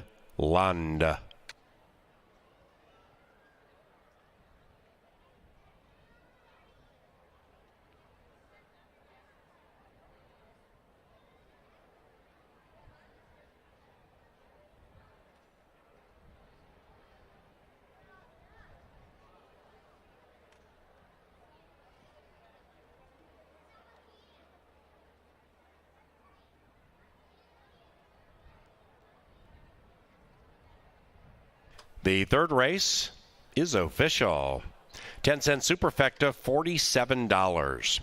The 5-3 double from race 2, $106.30. The first pick 3 today, $376 for a 50-cent investment. The 3-2 exacta paid $50.80. And the 50-cent trifecta, favored in the middle, $142. We come now to the fourth race. This one is off the turf. The main track is muddy, and the distance for race 4 is 6.5 furlongs. The 2-year-olds go 6.5 furlongs in race number 4. The fourth is courtesy of Maker's Mark and makersmark.com.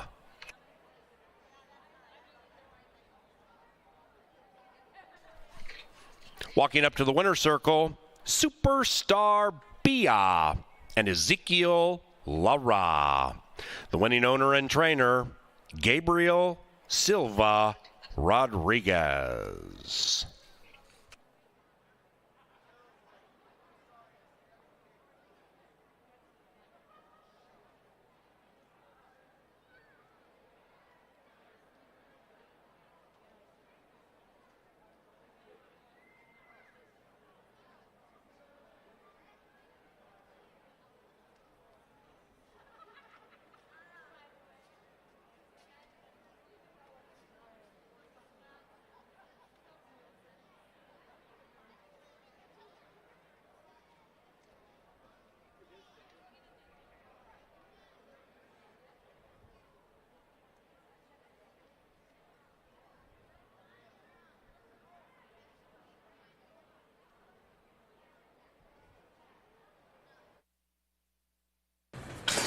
And they're racing. Awkward beginning for Wildwood Maggie. Great beginning for Tiz Wonderfully at 8-5. Tiz Wonderfully strides away to a 2.5, 3-length lead in path 3, and about a length and a half clear from Superstar Bia. The 8-year-old mare settles into it, now 4 from the front and to the inside of Nora's Legacy. After that, Summer Lovin', 8 lengths from the front to the inside of Big Andy, and Wildwood Maggie is 8 lengths rearmost as the pace slows down up front. Harry has Tiz Wonderfully well off the inside on the Muddy Main and a 5-length lead. Nora's Legacy is in second, narrowly clear from Superstar Bia. Then we come to Big Andy, 7 lengths from the lead, and the lead with Tiz Wonderfully now is bumped to 5, and Tiz Wonderfully is doing it all on her own. In second, Superstar Bia. Nora's Legacy's heading the wrong way. Big Andy, 9 out of it. Summer Lovin' running on, 9 out of it. And the one in last is Wildwood Maggie, and the one in first is Tiz Wonderfully. Hernandez yet to move a muscle on that too, and the lead is still robust. Round about the quarter pole, Tiz Wonderfully with a 7-length advantage from the veteran mare Superstar Bia. Behind them, Nora's Legacy and Big Andy, and now they're into the final furlong, and Tiz Wonderfully drifts out to path 4. Hernandez is all over her. She leads it by 2.5, and it's a dwindling 2.5. Superstar Bia, 13-1, has her, and she comes skipping through on the inside to pull the upset. 3-2-5 in race 3.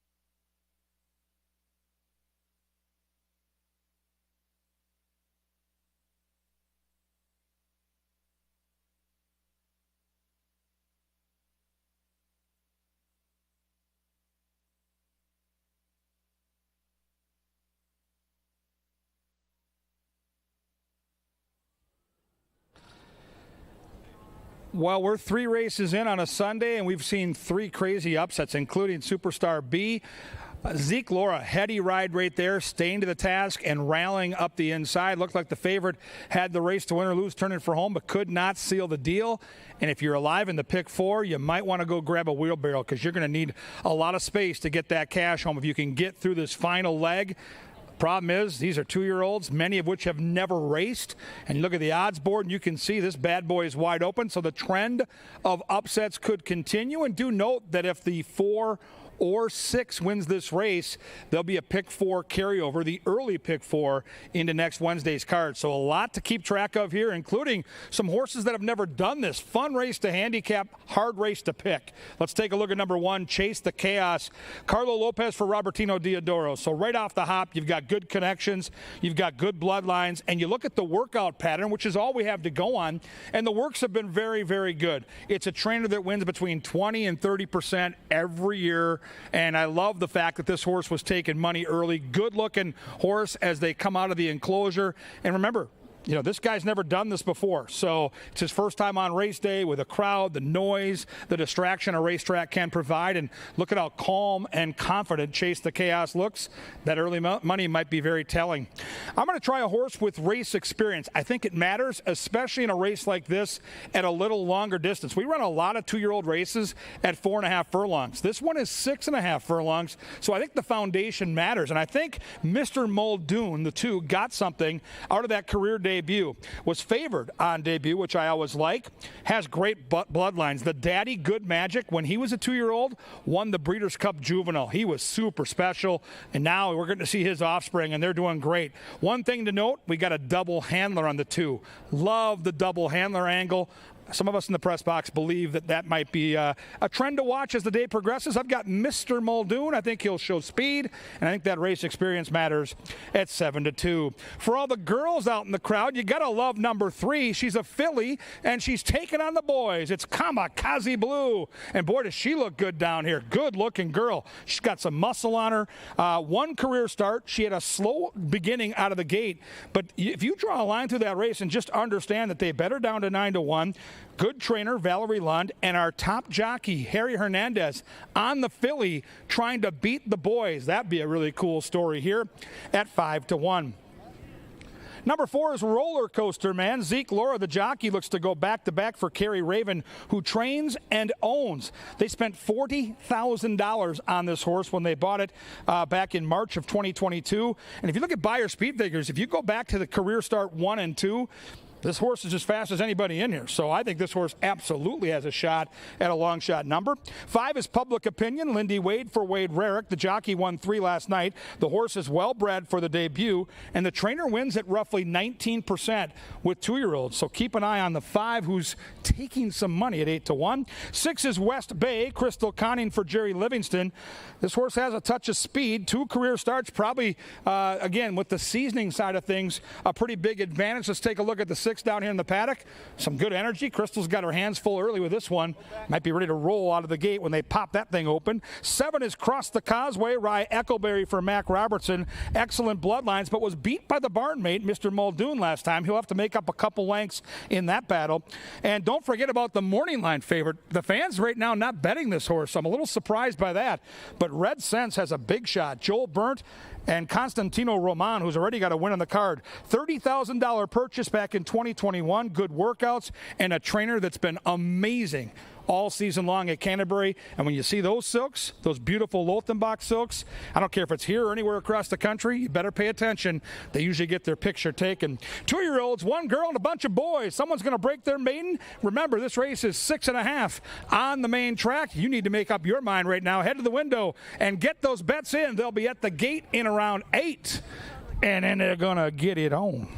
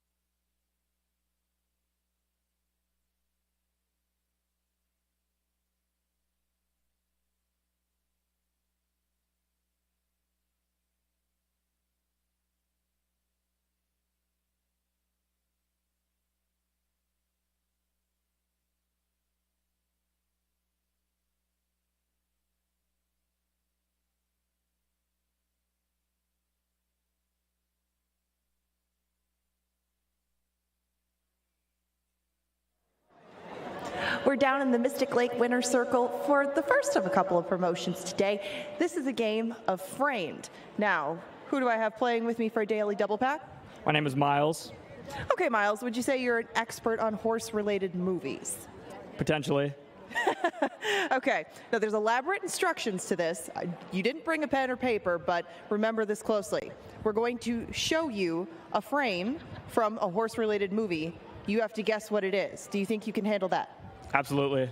Okay, we're going to turn around and look at the tote board back here. If you know the answer out there, and I see plenty of people who might, feel free to shout it out and help them out. There's a daily double pack on the line. That's a tough one. Not too many that involve zebra. Anybody know what this is from?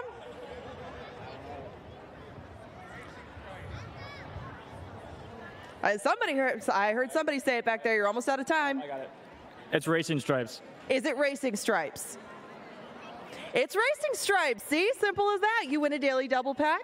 You get a whole bunch of goodies for today and for the future. And you don't have much time left to use those admission passes. Now, if you're to pick one of these 2-year-olds, we were looking at them in the post parade. People still have a few minutes to bet. Do you have somebody that stuck out to you when we were on track? Number 4. Okay, number 4, Roller Coaster Man for the guy. He knows his zebra. Maybe he knows his thoroughbred too. Congratulations. You have 3 minutes to bet race number 4. Thank you very much.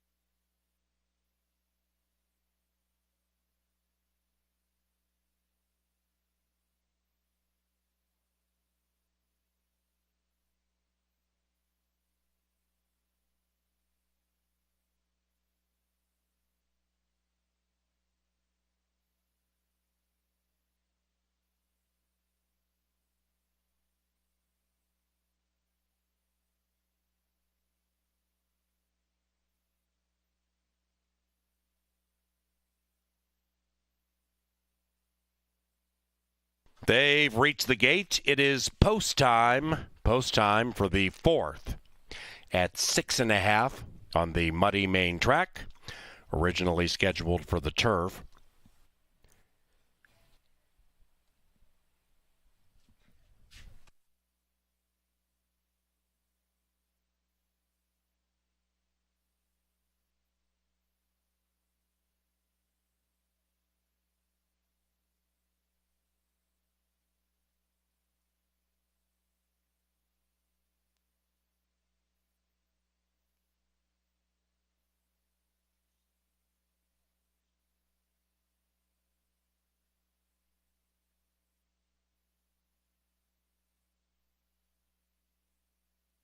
Into the gate for the 4th. Surface switch goes to 6.5 for 2-year-olds. We have 3 debuting in here, and one of them is favored. Chase the Chaos. That's Dio and Lopez. 2-1. Red Sense. Also debuting. Last in line. And they're racing 2-year-old. Broken a line.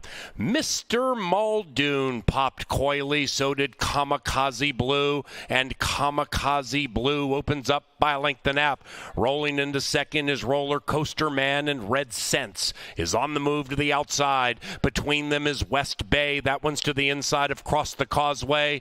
Then we come back to Mr. Muldoon. Chase the Chaos is chasing Kamikaze Blue from 4 out of it, and Chase the Chaos looking for a place to run. The one in last is Public Opinion, but only 7 lengths from the lead. And the lead belongs to Kamikaze Blue, currently in the black. Kamikaze Blue 1. Roller Coaster Man maybe heading the wrong way. And Chase the Chaos is picking off runners one by one. Lopez still looking for a way through, shoving on the 1. And there goes Mr. Muldoon with a big move. Mr. Muldoon at 3.5 to 1 puts a length and a half on Kamikaze Blue. Inside Cross the Causeway, outside Chase the Chaos, and after that it is Red Sense, and they're into the final furlong. Mr. Muldoon Cross the Causeway, Chase the Chaos working really hard to the outside to catch that deuce, but it's not happening, and Mr. Muldoon makes them cry uncle.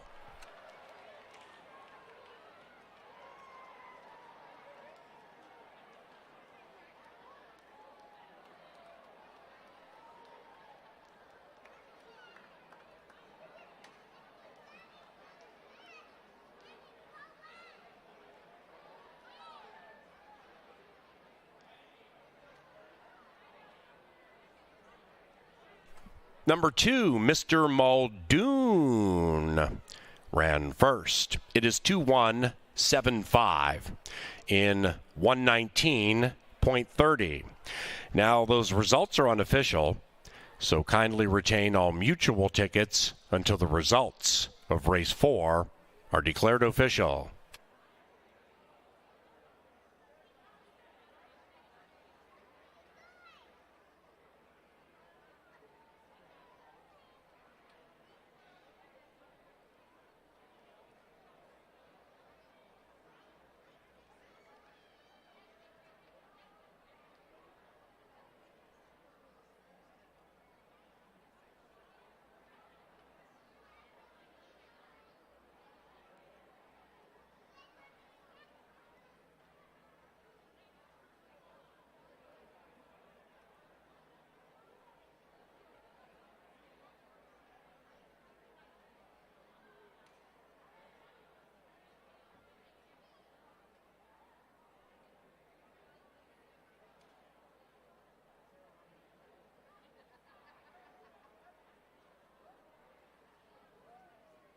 The 4th is official. Exact at $13.30. The 50-cent trifecta, 217. Make that the superfecta, 2175, $29.45. The pick 3, $285. The post time pick 4 paid $4,062. $4,062 for 50 cents. Double, 53.10. And that trifecta 217-35-45.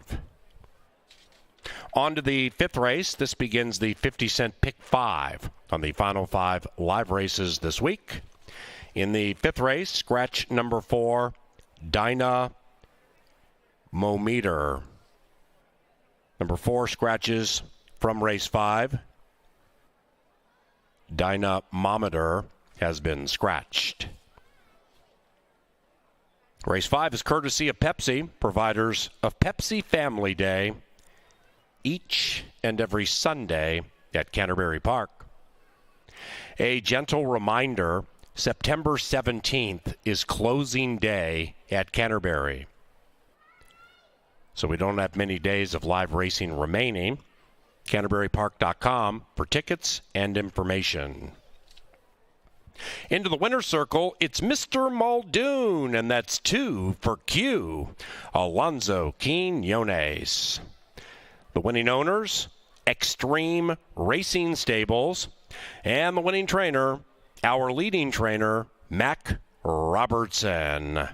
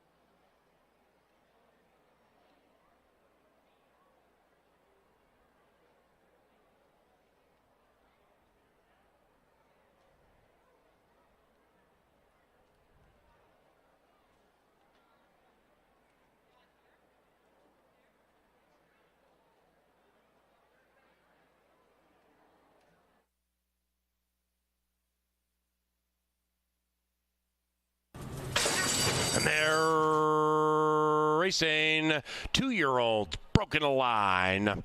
Mr. Muldoon popped coyly, so did Kamikaze Blue, and Kamikaze Blue opens up by a length and a half. Rolling into second is Roller Coaster Man, and Red Sense is on the move to the outside. Between them is West Bay. That one's to the inside of Cross the Causeway. Then we come back to Mr. Muldoon. Chase the Chaos is chasing Kamikaze Blue from 4 out of it, and Chase the Chaos looking for a place to run. The one in last is Public Opinion, but only 7 lengths from the lead. And the lead belongs to Kamikaze Blue, currently in the black. Kamikaze Blue 1. Roller Coaster Man maybe heading the wrong way. And Chase the Chaos is picking off runners one by one. Lopez still looking for a way through, shoving on the 1. And there goes Mr. Muldoon with a big move. Mr. Muldoon at 3.5 to 1 puts a length and a half on Kamikaze Blue. Inside Cross the Causeway, outside Chase the Chaos, and after that it is Red Sense, and they're into the final furlong. Mr. Muldoon Cross the Causeway, Chase the Chaos working really hard to the outside to catch that deuce, but it's not happening, and Mr. Muldoon makes them cry uncle.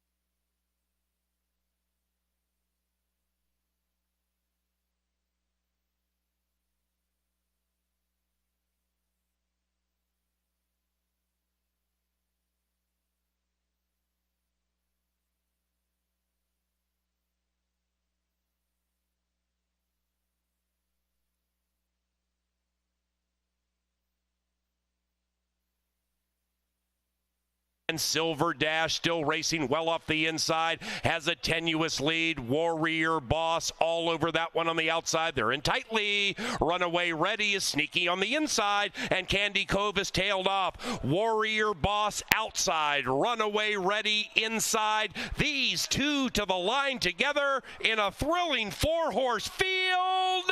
Photo finish.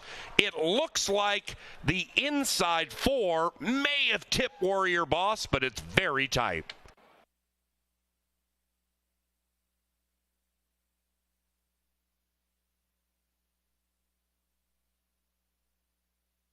Sequester, Liza B is next, and in last is If You Want It. Kalanicky roused for run. Silly Notion to the outside. After that, it is Liza B, then Lady Phyllis still chasing Kalanicky. Here comes Liza B at 5-1, and there goes Liza B right to the winner's circle. Put a Q around race 2 at CBY.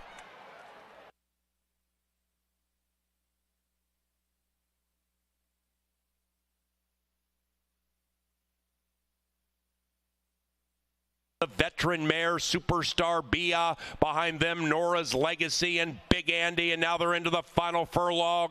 And Tiz wonderfully drifts out to path 4. Hernandez is all over her. She leads it by 2.5. And it's a dwindling 2.5. Superstar Bia, 13-1, has her. And she comes skipping through on the inside to pull the upset. 3-2-5 in race 3.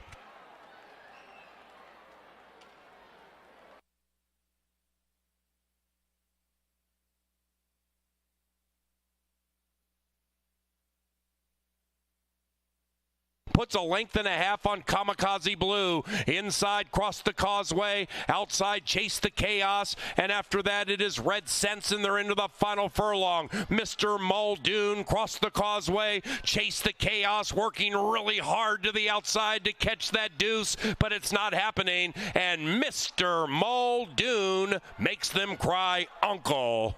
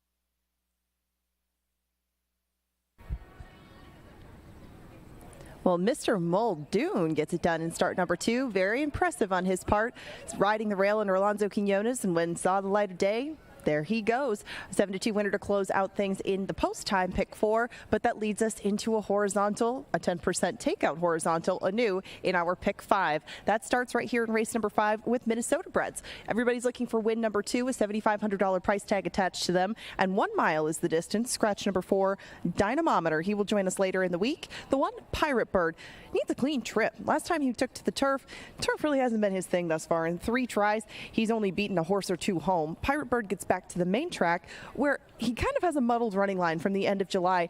The early leader backed right into him on the rail. Kelsey Hart didn't have anywhere to go, and Pirate Bird's day was essentially done at that point. He was well bet in that spot, and he looked very good in the prior 2 starts that he had put in this year. The first against State Breds, probably needed it, and the second, his maiden breaking score. Pirate Bird right now is at 5-1, and I think that's a very square number. I think this horse has a big chance in here from off the pace.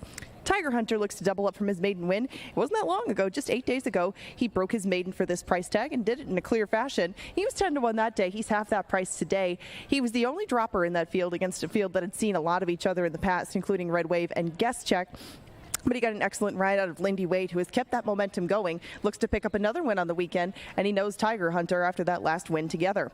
It was the Devil's Idea. It's both the choice of mine and Kevin's. He's on screen right now. He's your 5-2 slight favorite in here. He won 3 back. That was against maiden special weights, and that's one of the main arguments in his corner. He progressed nicely through the maiden ranks from his first to second to third start and win of the year, but might have bit off a little more than he could chew in his last 2. Those were optional claimers and allowance horses on the turf. He led them a good part of the way on the turf, but it was the Devil's Idea. It's probably at a more realistic level for this point in the year, and it was the Devil's Idea can definitely handle the distance and should be close to the pace. Lots of things to like about him. I guess that's why he's 5-2. 3-1 is this price on Bootleg and Posse. They put blinkers on this horse, and Tony Vrengstorff's charge should be at least close to the lead. Zeke Lara likes to go. He was on this horse 4 times in a row and managed to get him up on the lead by about the half mile in a couple of them. Bootleg and Posse was kind of out of horse two starts ago, though. Wondering if they just can't find like a perfect distance for him. And Bootleg and Posse right now is 3-1, as is the outside runner past the Cat. But between them is Big Boy McCoy. Big Boy McCoy looks good out here in the paddock, and he's going to go 2 turns for the first time since last July. Didn't work out that well that day, but he appears to be a better horse now than he was then, and he and Sophie Barandella should bring more speed to the table off those 1-turn races. Past the Cat made a big improvement last time, got only a neck short of DeGhost as the favorite last time around. He's always done a little bit better going 2 turns. He's 3-1 right now. He makes some sense if you think that the pace is going to be lively. I didn't know if it was going to be lively enough, so I stuck with a horse that might sit closer, and it was the Devil's Idea. But I end up with 3-1 and 7. Past the Cat does make some sense in here, as does Pirate Bird from Off the Pace. It's an interesting way to start this pick 5. That's a 10% takeout wager. The minimum's 50 cents. You can do pick 3s, you can do doubles, exactas, trifectas, and 10-cent supers. You can kind of see how mixed up this field of 6 is, as 4 different top selections in the grid with 9 minutes to post. Kevin Gorg, once again, awaits in the studio. He's going to try to put together a winner for you in the pick 5, and it has been a very good week for Mr. Gorg. So pay attention. You have 8 minutes to make tickets of your own. Good luck.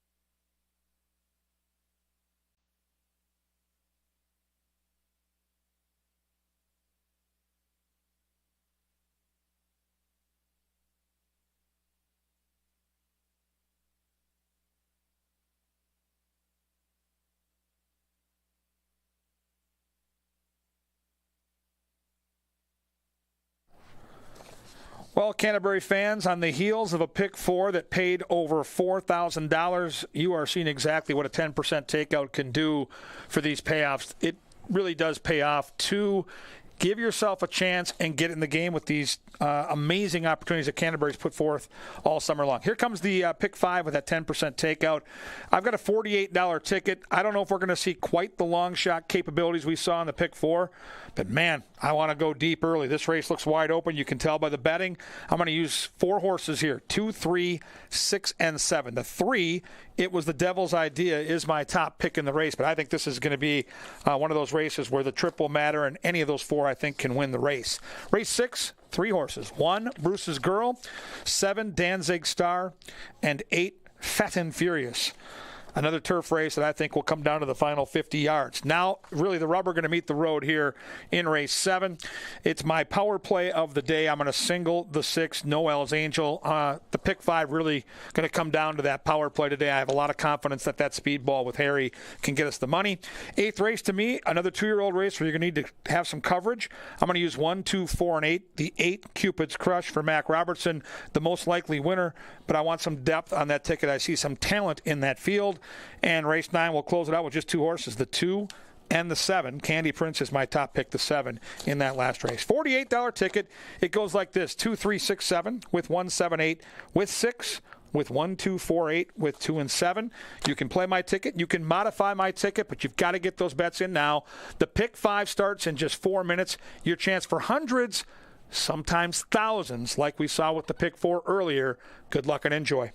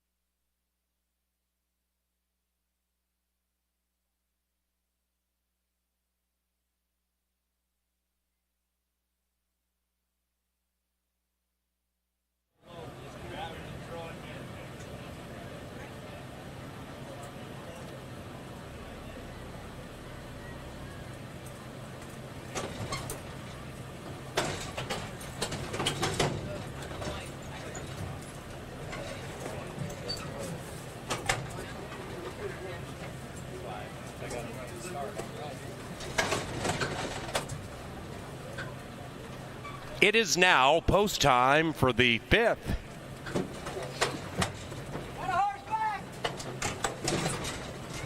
Last one in is Past the Cat, 2-1.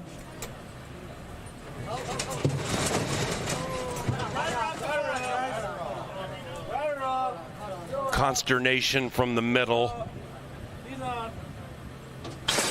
And they're racing. And it was the Devil's Idea won the start, but the lead has been taken over by Past the Cat, who passes the others, and coyly gets down to the inside. And Past the Cat and Harry have opened up by a length and a half. After that, we have Bootlegging Posse to the outside of the gray. It was the Devil's Idea.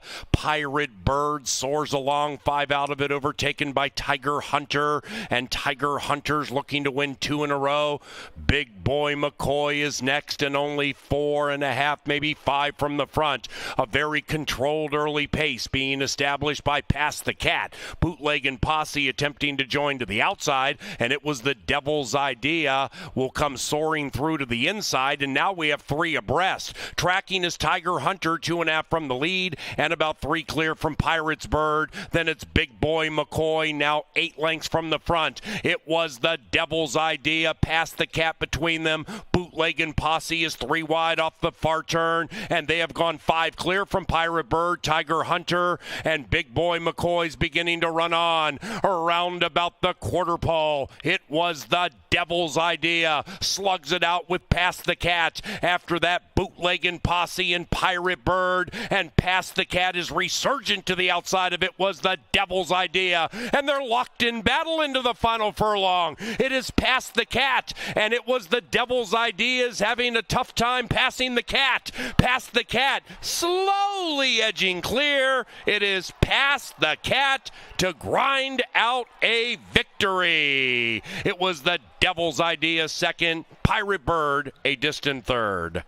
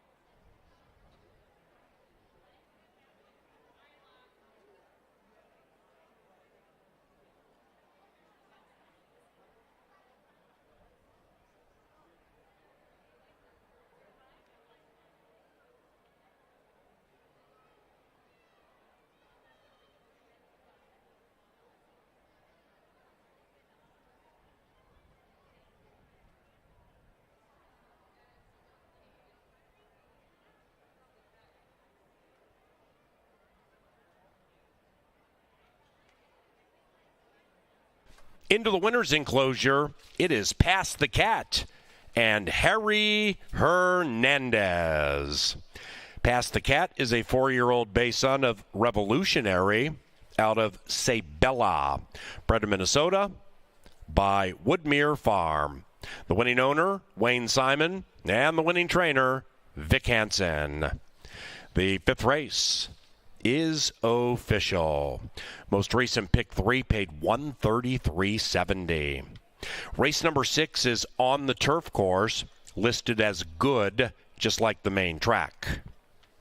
Scratch number 2, She's Extremely Hot. And number 9, Hunter's Magic, is picked up by Rye Eccleberry.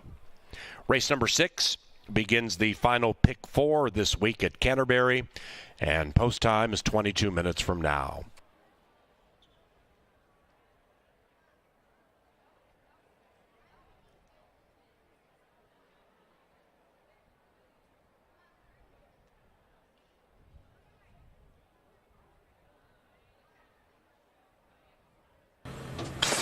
And they're racing, and it was the Devil's Idea won the start, but the lead has been taken over by Pass the Cat, who passes the others, and Coyley gets down to the inside, and Pass the Cat and Harry have opened up by a length and a half.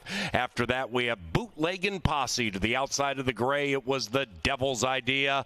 Pirate Bird soars along, 5 out of it, overtaken by Tiger Hunter, and Tiger Hunter's looking to win 2 in a row. Big Boy McCoy is next, and only 4.5, maybe 5 from the front. A very controlled early pace being established by Pass the Cat. Bootleggin' Posse attempting to join to the outside, and it was the Devil's Idea will come soaring through to the inside, and now we have 3 abreast. Tracking is Tiger Hunter, 2.5 from the lead, and about 3 clear from Pirate's Bird. Then it's Big Boy McCoy, now 8 lengths from the front. It was the Devil's Idea. Pass the Cat between them. Bootleggin' Posse is 3 wide off the far turn, and they have gone 5 clear from Pirate Bird, Tiger Hunter, and Big Boy McCoy's beginning to run on around about the quarter pole. It was the Devil's Idea. Slugs it out with Pass the Cat. After that, Bootleggin' Posse and Pirate Bird, and Pass the Cat is resurgent to the outside of it was the Devil's Idea, and they're locked in battle into the final furlong. It is Pass the Cat, and it was the Devil's Ideas having a tough time passing the Cat. Pass the Cat slowly edging clear. It is Pass the Cat to grind out a victory. It was the Devil's Idea second, Pirate Bird a distant third.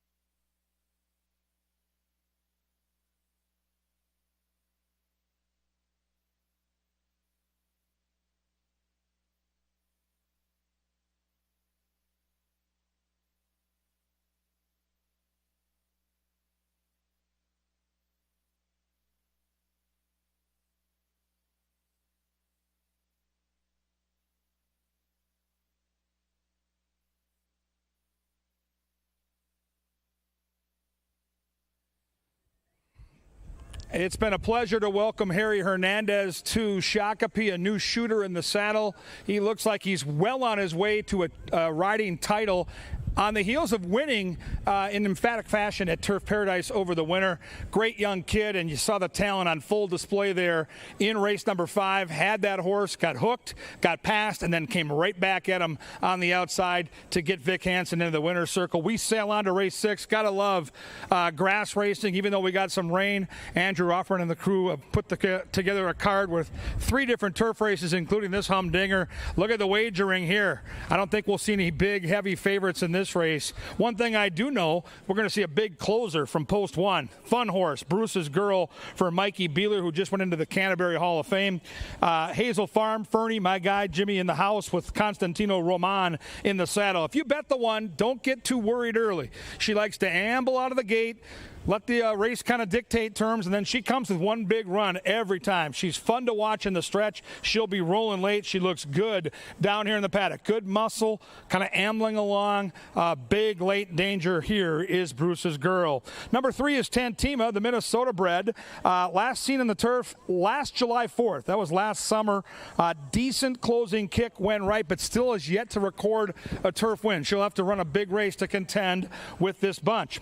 4 is Cupid's Love. Chad Lindsay gets the call for David Van Winkle. Early speed is the bill of fare. I think the 4 is going to pop out of there and see how far she can take them. Speed's always a good thing. If she can get loose and settle into stride, she might be one of the horses to catch when they turn down the Canterbury stretch. 5 is Full Speed Astern. Jermaine Bridgemahan gets the call here for Boulin. And, this horse has been facing similar competition with mixed results. I like her stalking speed. Her 2 turf efforts, one of them was at, or both of them were at glitzy Santa Anita. So we can't hold those against her. When you run at Santa Anita, that's a different level of competition. Maybe coming back here to Canterbury will wake her up on the launch. She is taking money. 15-1 morning line, cut down to 8-1 on the board. 6 is Angela Herman's tout. This is Foxglove. Alonso Quinones for Tim Padilla. Some in the racetrack industry will say cloudy day, bet the gray. Well, we got plenty of clouds. There's that good-looking gray. Foxglove has good speed figures and good stalking speed. If the 4 gets the lead, Foxglove's probably the one that tracks her and gets a wonderful trip with the Q in the saddle. My pick in the race is the 7. I like Danzig Star, and I think Harry Hernandez can go back-to-back. Nevada Litfin has this horse looking good in the flesh, too. Love the way this horse looks down here in the paddock. I think she'll show speed, but like Foxglove, doesn't need the lead. Number 8, Fat and Furious with Lindy Wade. The blinkers go on. He won for this trainer last night. In fact, the jockey won 3 last night. I think this is a very sneaky long shot, and they're betting it down, too. 6-1 morning line, bet down to 7-2. Put Rye Echoberry on the 9. Hunter's Magic, Nevada Litvin's other horse. Very difficult post. We'll see if Rye can make up some late ground in the stretch on that one. Very difficult race to handicap. Who do you like here? I've got the 7 on top, but I think there are at least 5 or 6 horses that can win this one. Nothing like turf racing. A separator in the pick 5. There's the list of the expert selections up on the board. They'll be at the gate in around 9 minutes. Get your bets in now and enjoy a turf race here at beautiful Canterbury Park.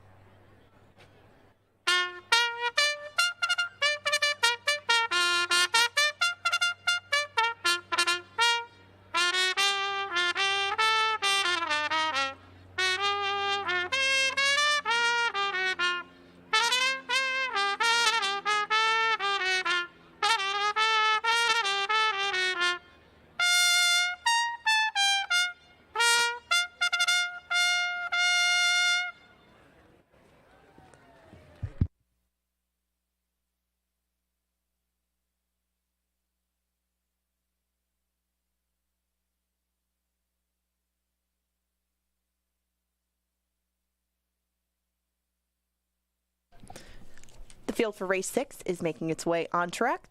They'll go 1 mile and 70 yards on our good turf course. Scratch the 2, She's Extremely Hot, who was the main track only entrant. Win, place, show, exacta trifecta, 10-cent super, dollar double, pick 3, and 50-cent pick 4 wagering, all available in this field of 8. The 6th race is sponsored by the Minnesota State Lottery. And your current 9-5 favorite, number 7, Danzig Star.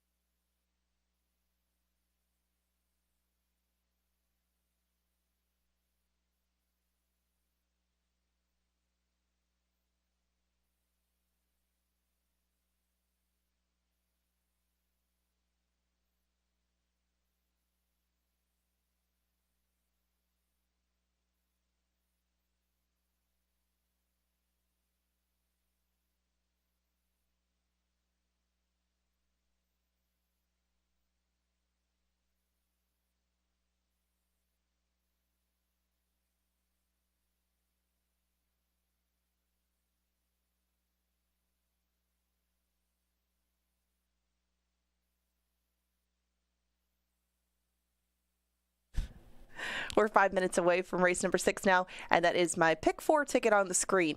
Usually they're very reasonable, and this one is no exception. There's my top pick on the screen right now, Foxglove, and her price has come way down in the past couple minutes of wagering. I took her, Bruce's Girl, and Fat and Furious. They're all off the pace sorts of runners. I'm kind of glad with how the turf is set up. There is a good amount of moisture in it comparatively from the rest of the season where front runners could just rattle along on it. I'm a little interested in the outside runner Hunter's Magic, but she's taking no money at the moment. 9-5 still the firm price on Danzig Star. I just thought that maybe she would take enough from Cupid's Love and Full Speed Astern where maybe she wouldn't get the ideal setup that I think a lot of people envision for her in race 6.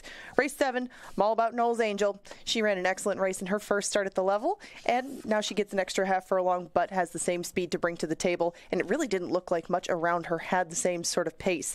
And if she could outrun I Think I Love You last time to the lead, no reason she couldn't today. Betty's Got a Notion might be an interesting note in there. She's the only first-time starter, could bring some speed, but I thought it was the 6's race to lose. Now in race number 8, they do come off the turf. The distance is fine on the main track. We have 2-year-olds, no established turf form anyway, no big deal to me. I only use the inside and outside markers, but we'll get into why I like Ms. Callie right along with Cupid's Crush a little bit later in the angle, and 2 and 7 close this ticket out. Future Perfect and Candy Prince were right together the last time they raced 5 furlongs on the turf. I wouldn't expect them to be too far apart today. They both bring speed to the table. I really don't see anybody sweeping them up late, so there's a $6 ticket. Edit it as you wish, but you've only got 4 minutes to do it. Good luck.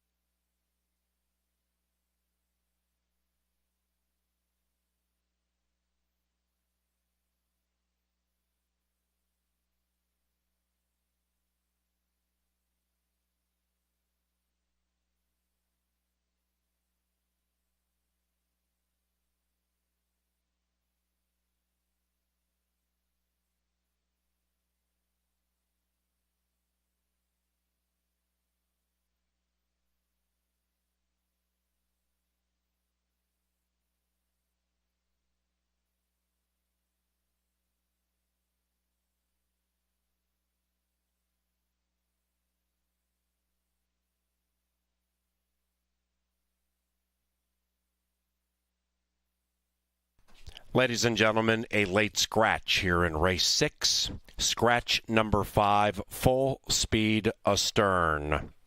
Number 5, full speed astern, a late scratch here in race 6, triggering refunds for win, play, show, exacta, trifecta, and superfecta wagers involving said 5. Likewise for doubles, including the 5 beginning in race 6. Now there will be a consolation double from the winner of race 5, Past the Cat, paid to number 5, full speed astern. Pick 3, 4, and 5 wagers involving number 5, full speed astern. Head to the starting favorite.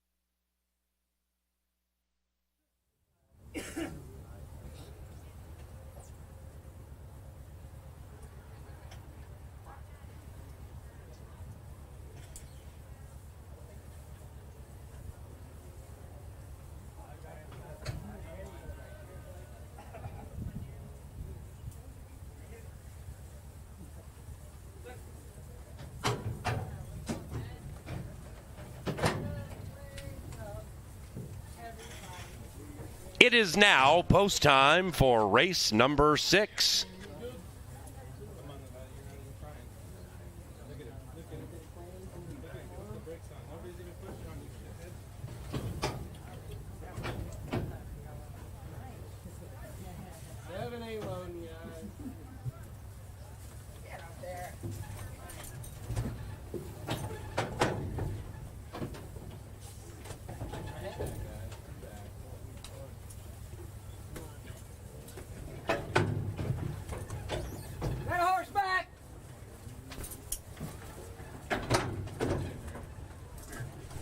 there in the gate. You're locked.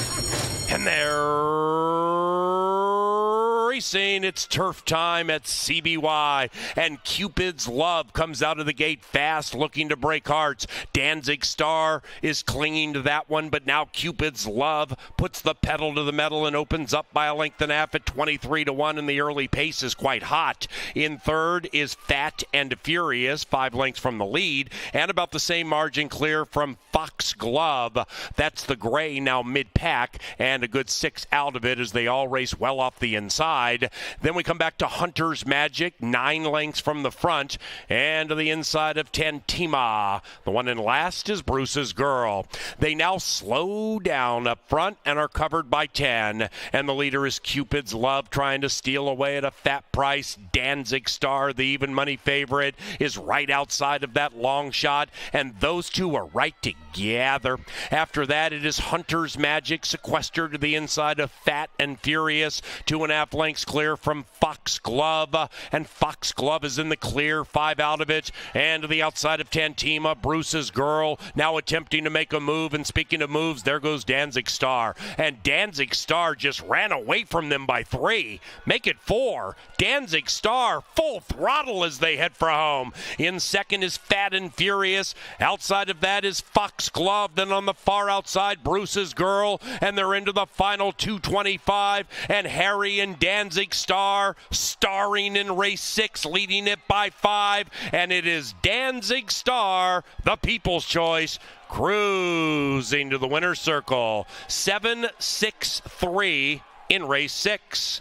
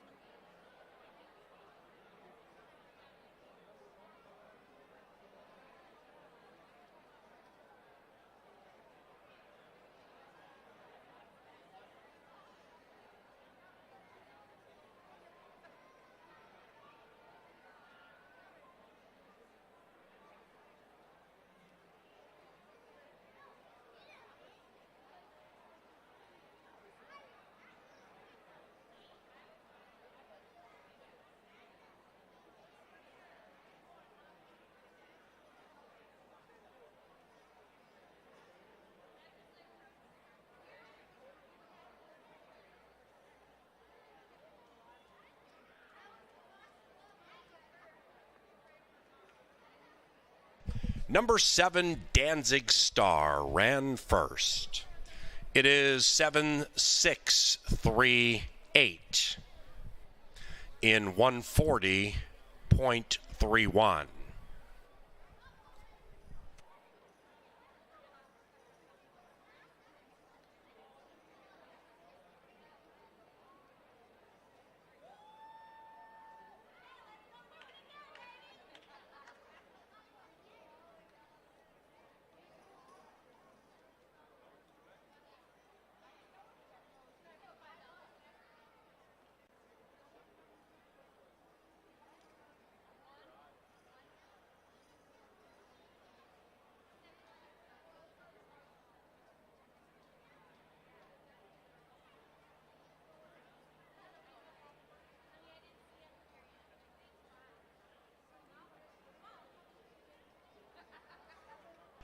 And race 6 is official. For pick 3, 4, and 5 wagers, that included number 5, Full Speed Astern, the late scratch. You did receive the starting favorite and winner, Danzig Star. Most recent pick 3 paid $14.15. The double, 7-5, $4. That's the consolation. The 7-7 double, $13. That exacta paid $6.10, and the trifecta, $39.75. It was chalk all odds. We come now to the 7th, beginning the final pick 3 today.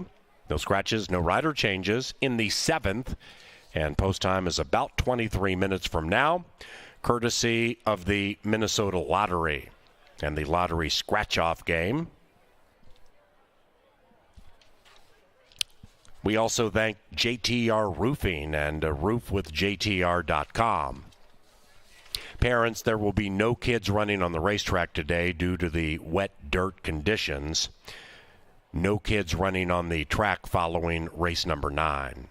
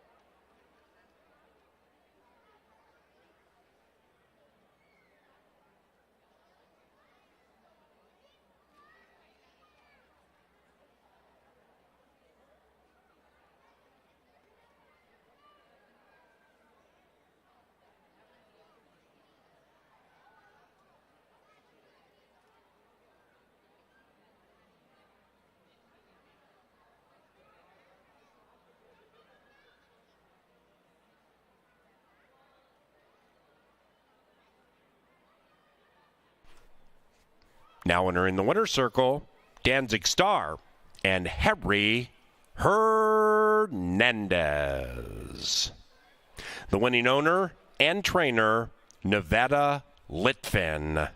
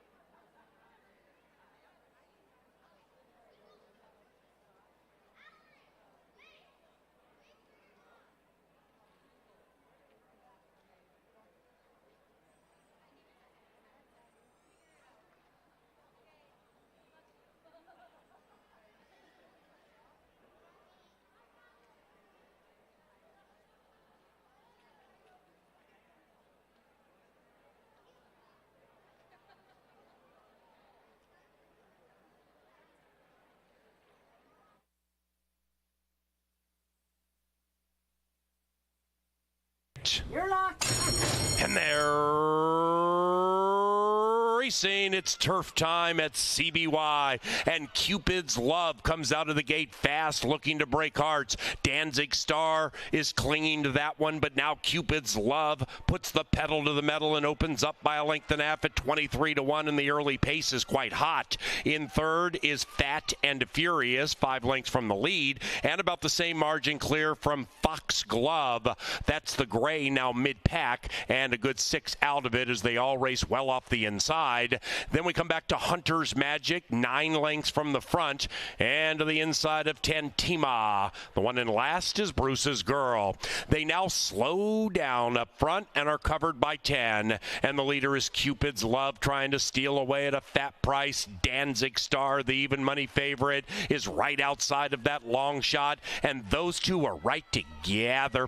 After that, it is Hunter's Magic, sequestered to the inside of Fat and Furious, 2.5 lengths breaks clear from Foxglove, and Foxglove is in the clear. 5 out of it, and to the outside of Tantima, Bruce's Girl now attempting to make a move. And speaking of moves, there goes Danzig Star, and Danzig Star just ran away from them by 3. Make it 4. Danzig Star full throttle as they head for home. In second is Fat and Furious. Outside of that is Foxglove. Then on the far outside, Bruce's Girl, and they're into the final 225. And Harry and Danzig Star starring in race 6, leading it by 5. And it is Danzig Star, the People's Choice, cruising to the winner's circle. 7-6-3 in race 6.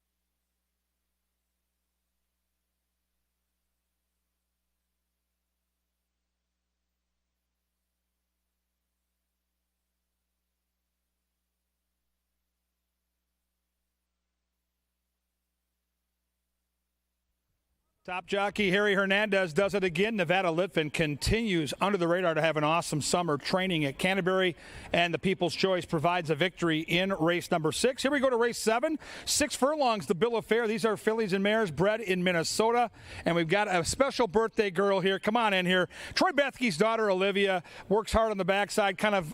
Again, speaking of under the radar, these folks do it every day. You're 19, right?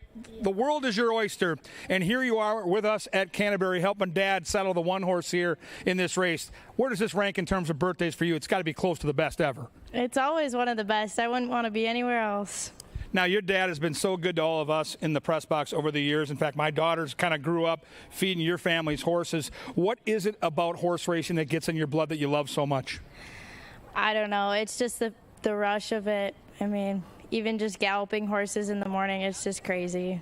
And what can you tell us about this horse a little bit, Alexis? I've had a chance to feed this horse carrots, but what do you tell us when you think about this young horse who's only had just 4 starts in her career?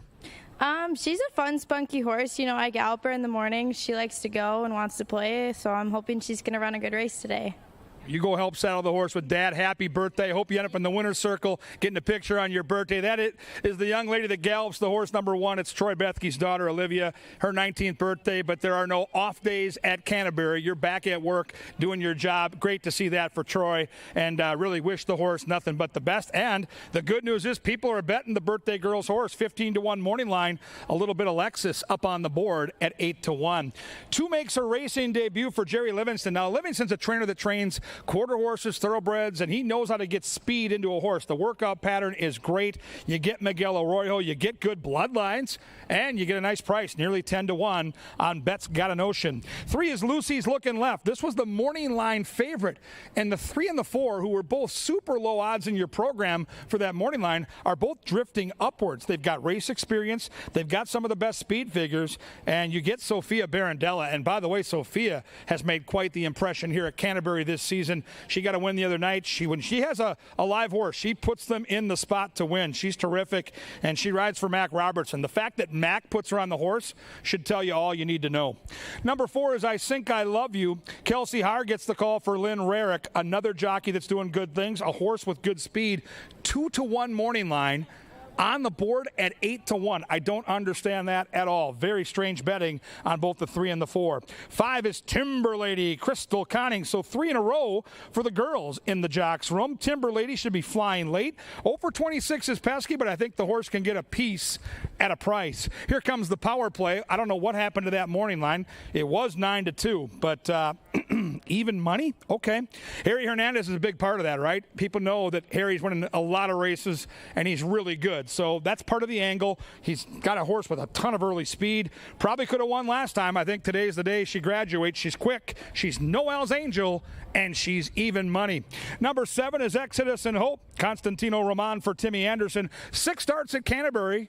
5 of the 6 in the trifecta. Keep that in mind when you're looking for a little price action to get that trifecta juiced up. Here we go. The Olivia Bethke Birthday Bash Dash. 6 furlongs. Who do you like? Fillies and mares from Minnesota looking for their first career victory. Watch and wager. Be a part of history.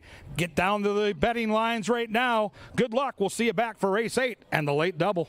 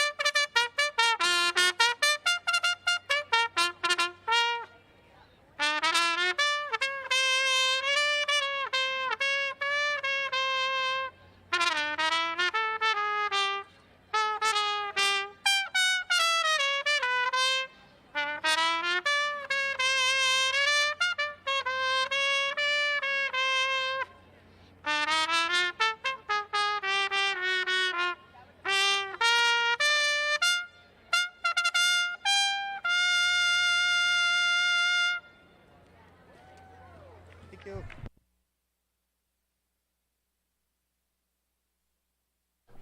The field is on track for race number 7, which will take off in 7 minutes. 6 furlongs is the distance. Maiden claimers in the field. 7 of them go to post in your even money favorite, Knowles Angel, at even money. This is over a good main track. This is your final pick 3 opportunity of the day. In addition, doubles, exactas tries, and 10-cent supers are on the wagering menu. 7 minutes to post.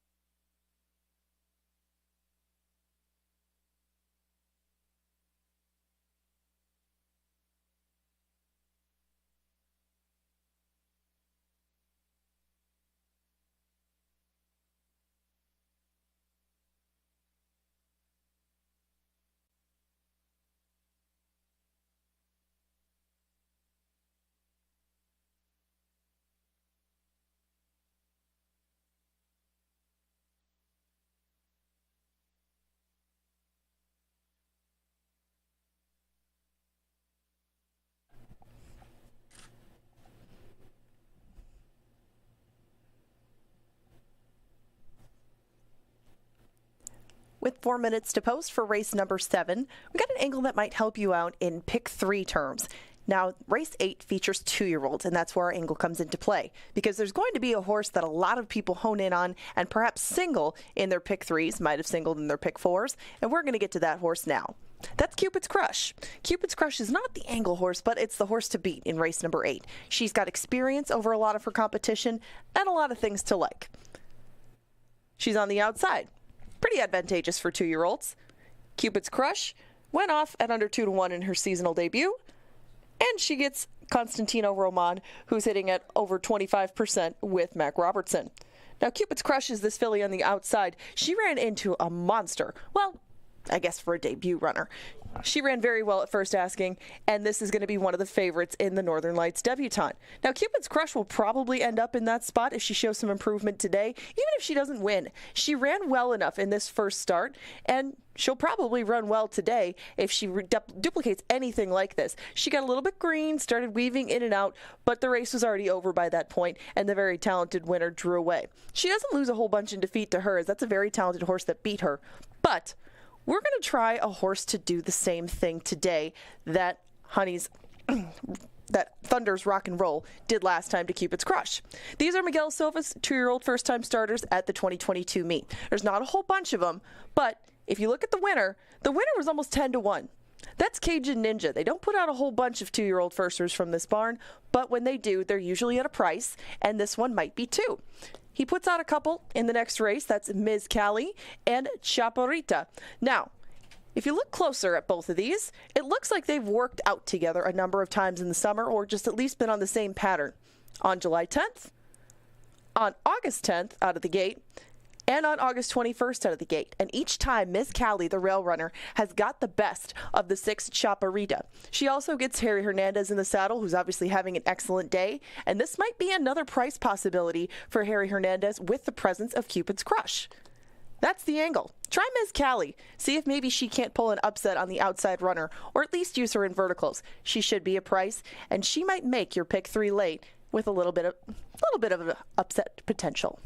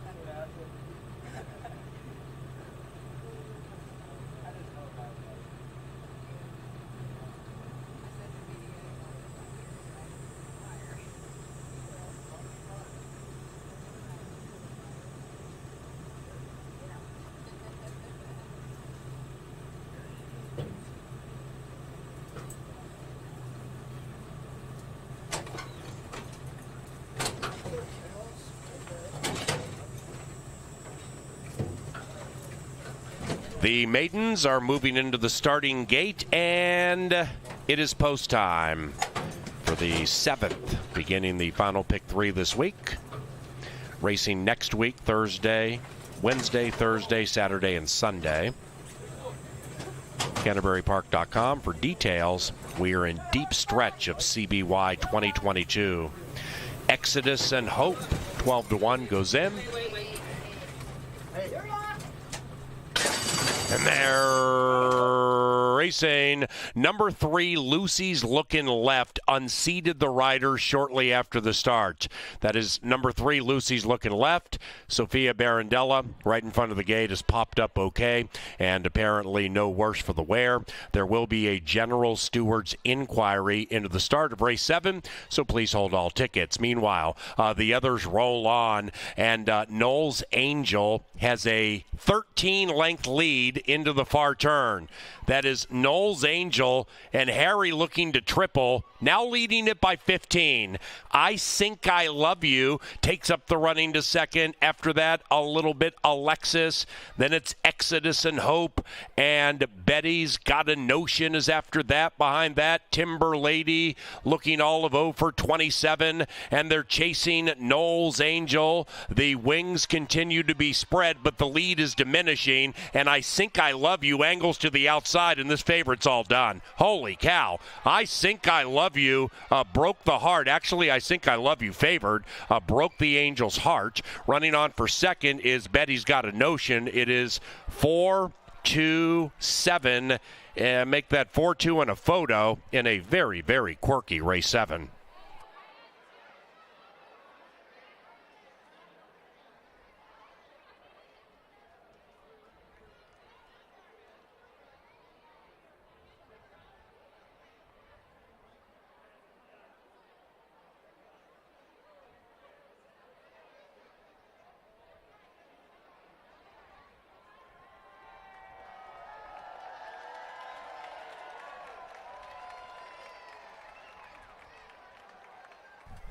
Inquiry into the start of race 7. Hold all tickets. The stewards are going to look at number 3, Lucy's Looking Left, and see what happened. 4-2 and a show photo. 4-2 and a show photo.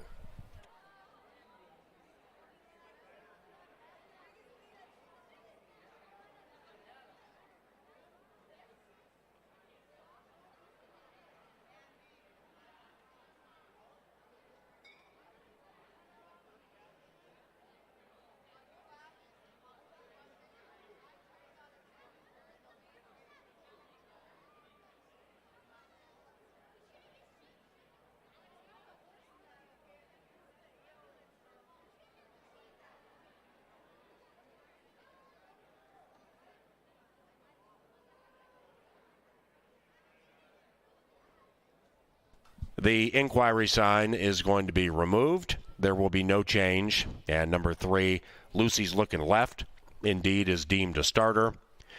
The filly went to her knees shortly after the gate opened. Sophia Barandella on TV monitors now, walking back under her own power, so that's good news. And you see there the starting gate with number 3 opened in unison with the rest of the field. The filly went down to her knees, unseated Sophia, and indeed is deemed a starter. So 4-2-5-7, 4-2-5-7, soon to be official.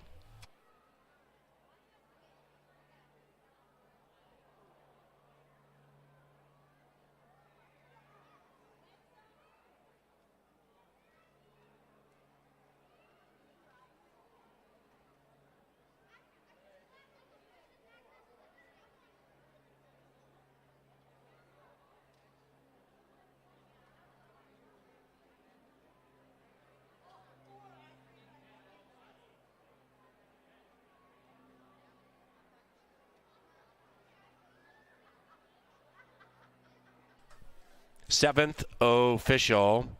The trifecta paid $549. 425. Kelsey all odds $549. Superfecta paid $703. 4257. Most recent pick 3 paid $14. And in the winner's enclosure, it is I Think I Love You. And jockey Kelsey Haar. Lynn Rarick is the winning trainer. That is 3 victories this week for Team Lynn Rarick. And Miss Rarick and ABE Racing also own the victorious filly. I Think I Love You is a 3-year-old brown filly by Cinco Charlie out of I Love You Too, bred in Minnesota by B&D Thoroughbreds.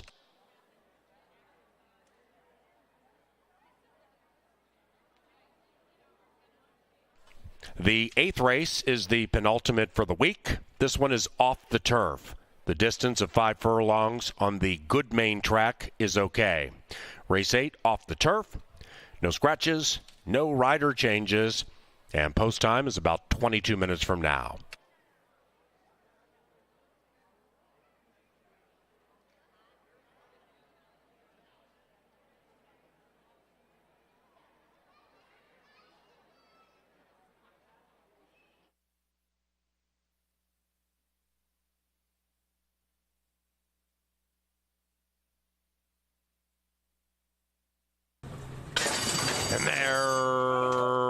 racing. Number 3, Lucy's Looking Left, unseated the rider shortly after the start. That is number 3, Lucy's Looking Left.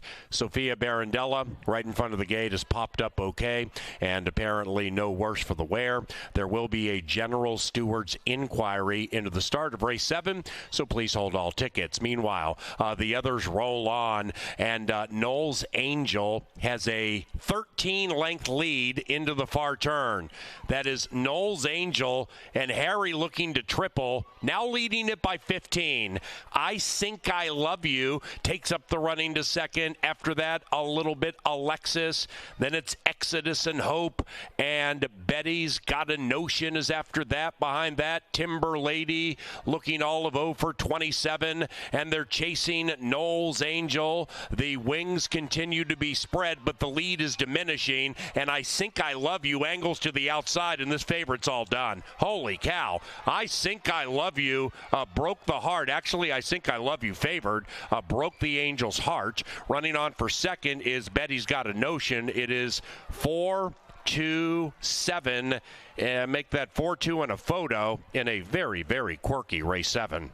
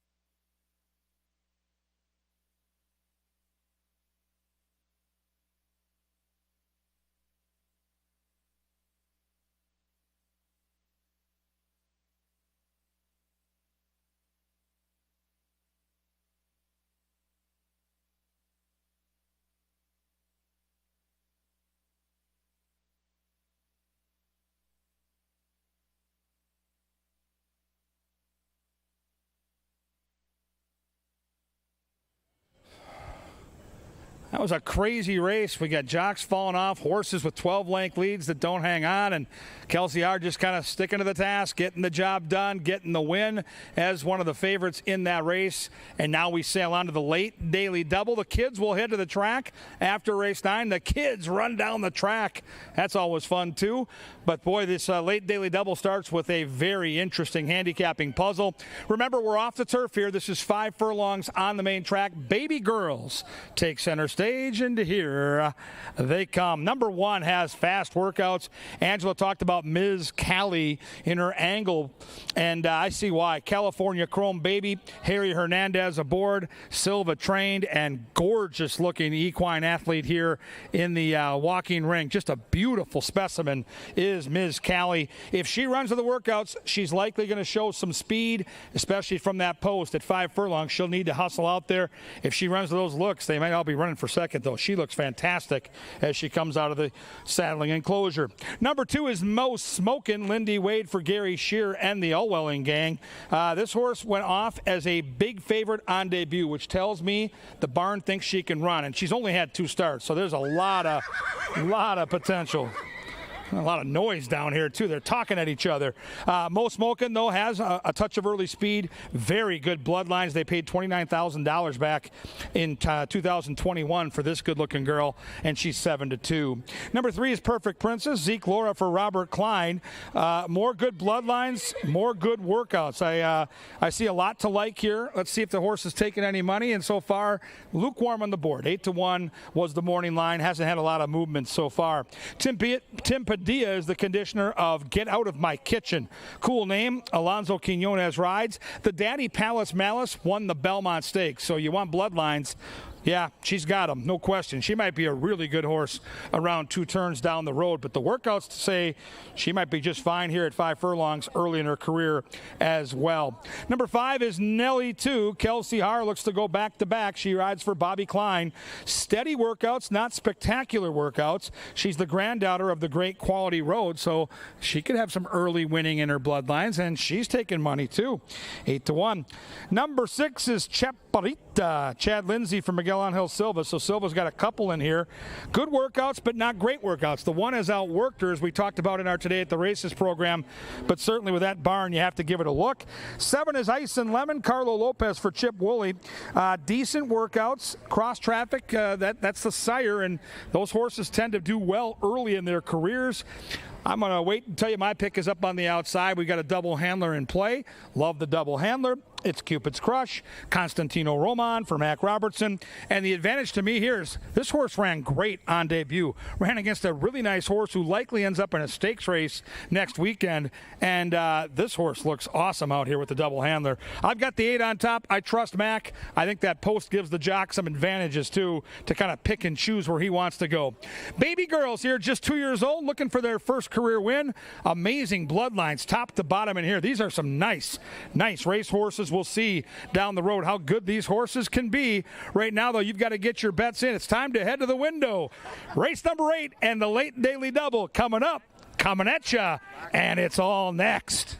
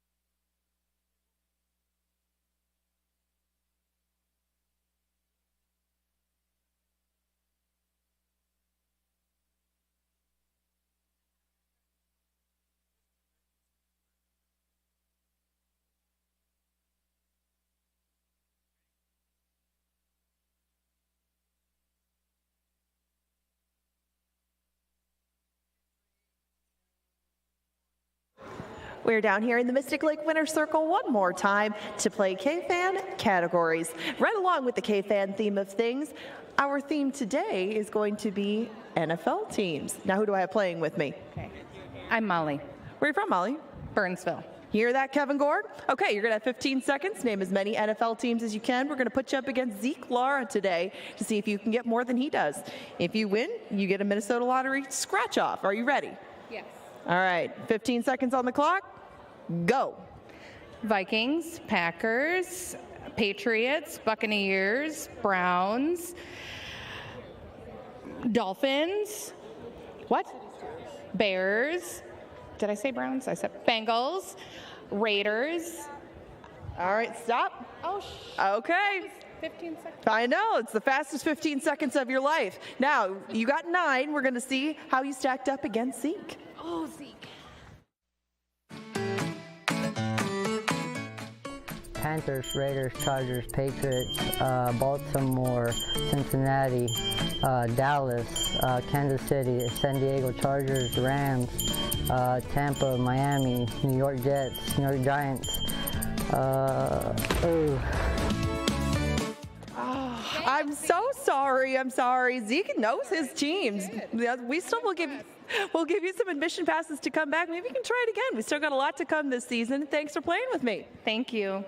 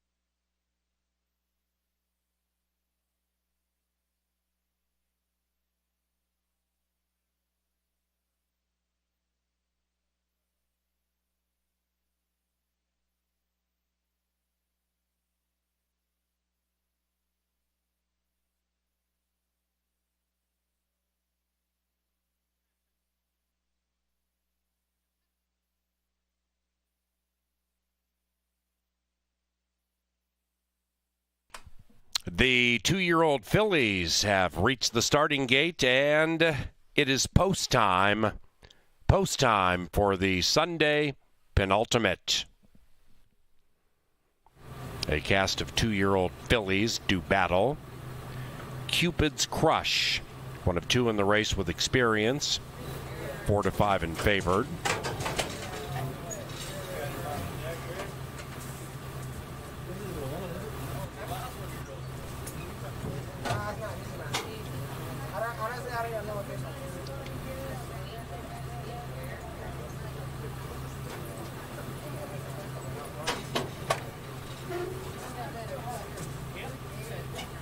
Ms. Callie, Mo Smoking, and Perfect Princess. Next, Ice and Lemon. The 7 filly goes in quietly. Get Out of My Kitchen, one of 6 debuting, 3.5 to 1.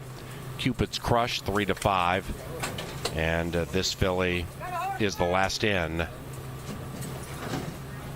8 in the gate. Here come the baby girls. And they're racing. Mo Smoking pops out of the gate like a shot and has been joined by Get Out of My Kitchen. That's the 4. And on the inside, fellow firster, Ms. Callie is fast. And there goes Cupid's Crush, blowing by them all. And Cupid's Crush takes the lead by a length and a half. It's an ever-widening length and a half. In fact, now it's 2. Then we come way back to Ice and Lemon, already 10 out of it. Overtaken by Perfect Princess. Nelly 2 is second last, and at the rear is Chaparrita. They have a quarter of a mile to go. They're chasing the Crush.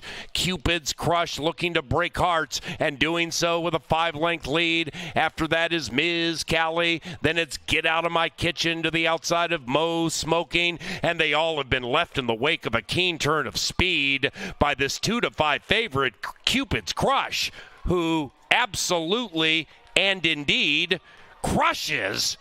Cupid's Crush by a million.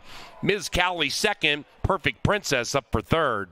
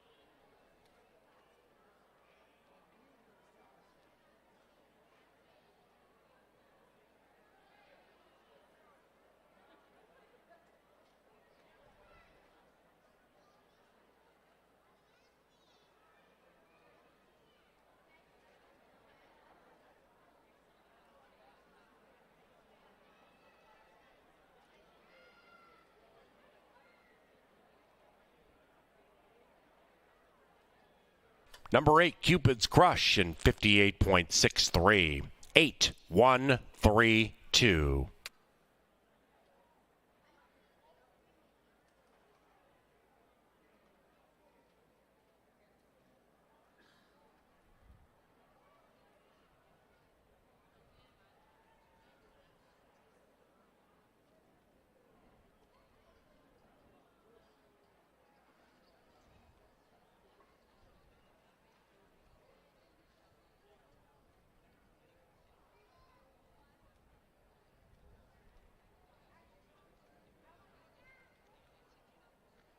The 8th is official. Exacta $5.10, trifecta $18.85, superfecta $20.38, 4-8 double, $5 and change. Likewise for the pick 3. The 9th is our final live race, and it is on the turf, which is good. Turf racing for the 9th 7 duel, 21 minutes from now.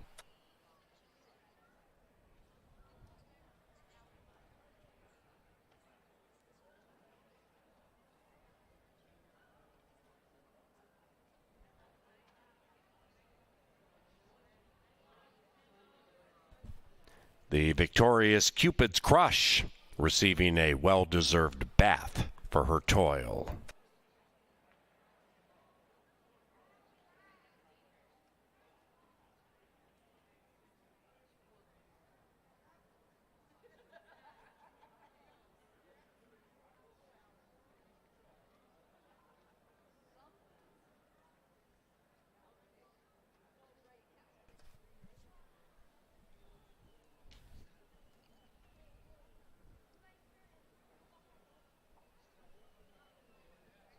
Here comes this beautiful Minnesota-bred filly named Cupid's Crush and Constantino Roman.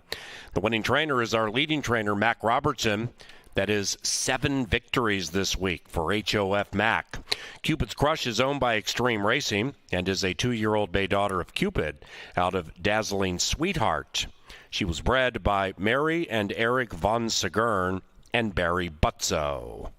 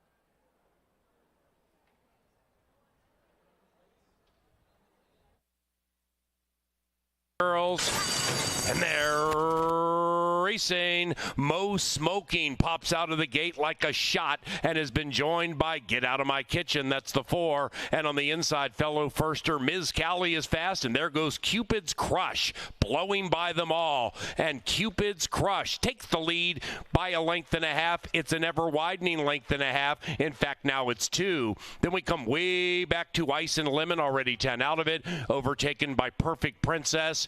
Nelly 2 is second last, and at the rear is Chaparrita. They have a quarter of a mile to go. They're chasing the Crush. Cupid's Crush looking to break hearts, and doing so with a 5-length lead. After that is Ms. Callie. Then it's Get Out of My Kitchen to the outside of Mo Smoking, and they all have been left in the wake of a keen turn of speed by this 2-5 favorite, Cupid's Crush, who absolutely and indeed crushes. Cupid's Crush by a million. Ms. Callie second, Perfect Princess up for third.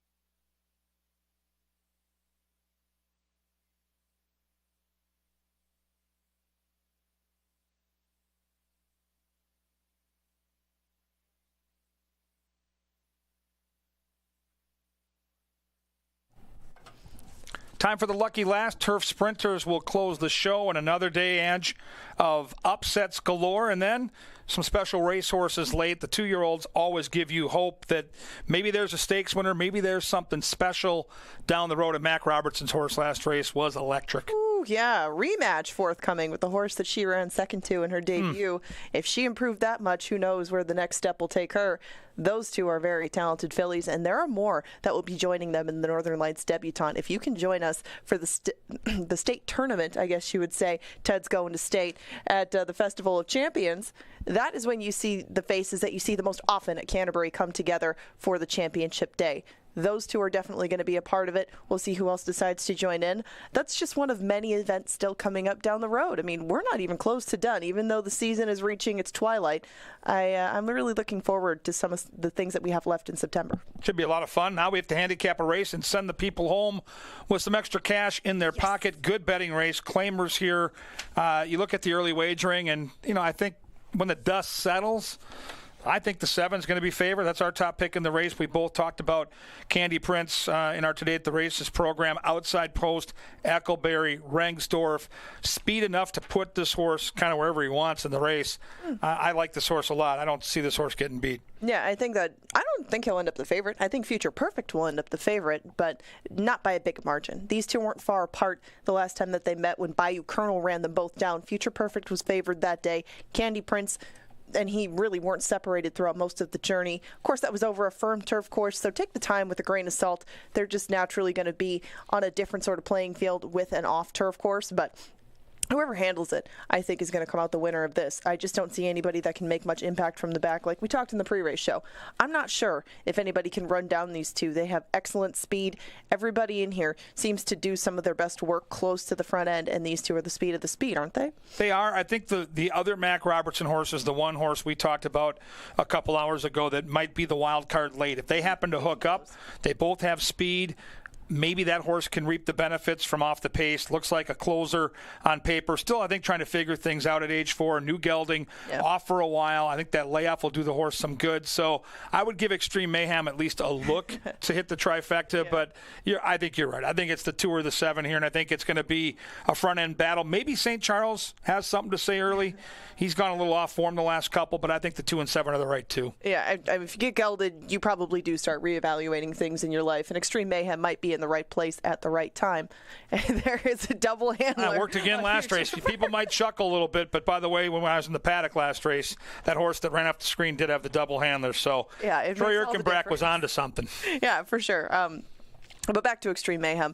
I guess that I was looking more at recent races in that one race down at Laurel, way back on the page when he won.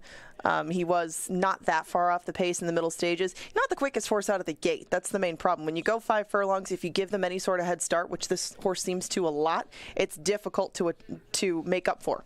Maybe Extreme Mayhem falls into the exact right spot and he gets 4 horses dueling on the front end. But we kind of saw this one the same, where the horses who dueled a few back are going to duel again and make a race of their own.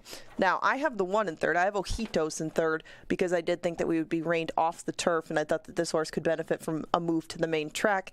He doesn't have an abundance of turf pedigree. I mean, anything by In Excess on the bottom is probably going to be more versatile than, I guess, Attaboy Roy and anything on top. I would love a sloppy track for Ojitos, but I'm not sure how he'll take to turf. We see how it goes today, and, I mean, Ojitos is another one who can pass horses, but might need different circumstances to do so. Yeah, I don't like the post. I don't know about the turf. I do like the barn, though.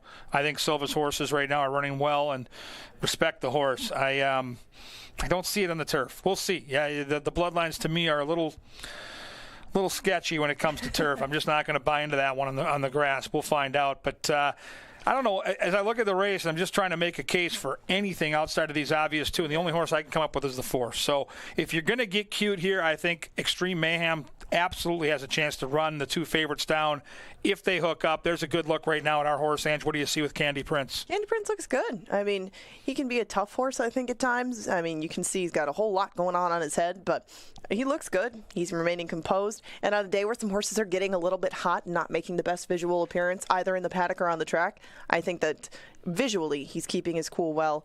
And Candy Prince, after 14 starts, might just be growing up a little bit. You see a lot of 27 there. Before I let you go, is there any wagering strategy that you would employ with these two being at the low prices that they're at? Well, I think the Dark Star fruit stand comes into play, and I think you got to try to get the 4 in one of the top couple spots in the trifecta. I think you key the 2 and 7.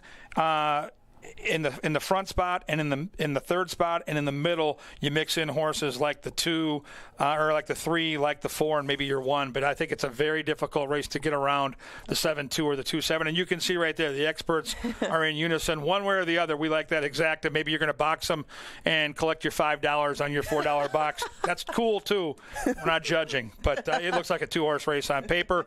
We're back again Wednesday, Twilight Racing at 5 o'clock. Don't forget, if you've got kids, they get to run on the racetrack. No, it's too wet. They don't. Next week they do. Yeah, next week. There's been a slight change since I was in the press box.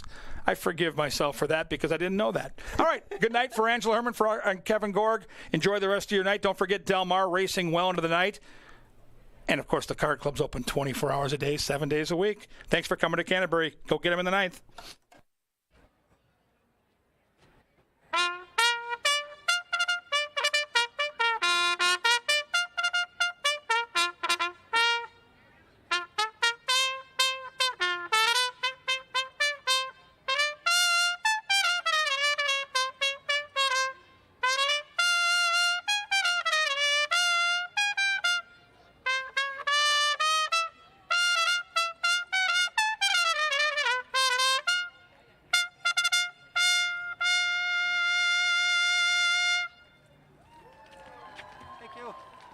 Thank you.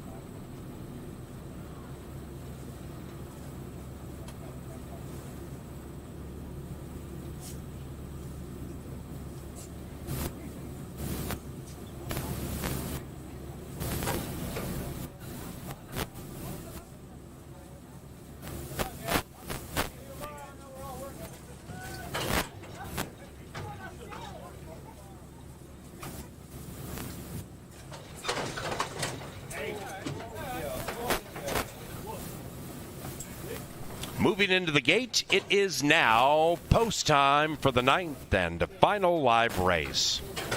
After this one, just 10 racing days remain this 2022 season. CanterburyPark.com, save a couple of bucks on tickets. Candy Prince, 8-5. Future Perfect, 3-2. They battle it out in the win pool. We'll see what happens on the track.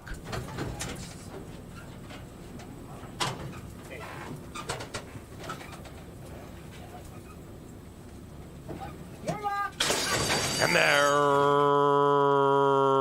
racing. Extreme Mayhem was off 2 steps slowly. Valley Vista in the turf debut seems to be liking the sod and showing speed to the inside of Candy Prince after that. Future Perfect is 2 lengths from the front, joined by Holding Tight, who is 1.5 clear from St. Charles, being pushed on a bit in the early stages. Then it's Extreme Mayhem and Ojitos. They are approaching the top of the stretch, and 7 and 6 are throwing haymakers. Candy Prince, Valley Vista, Candy Prince. Outside of that, Holding Tight is on the prowl. Behind them is Future Perfect. Then we come to Extreme Mayhem, about 4 from the front, chasing Candy Prince. Between runners, Future Perfect takes off. Now on the outside, Extreme Mayhem with Holding Tight. Here comes Future Perfect with Candy Prince to the line together.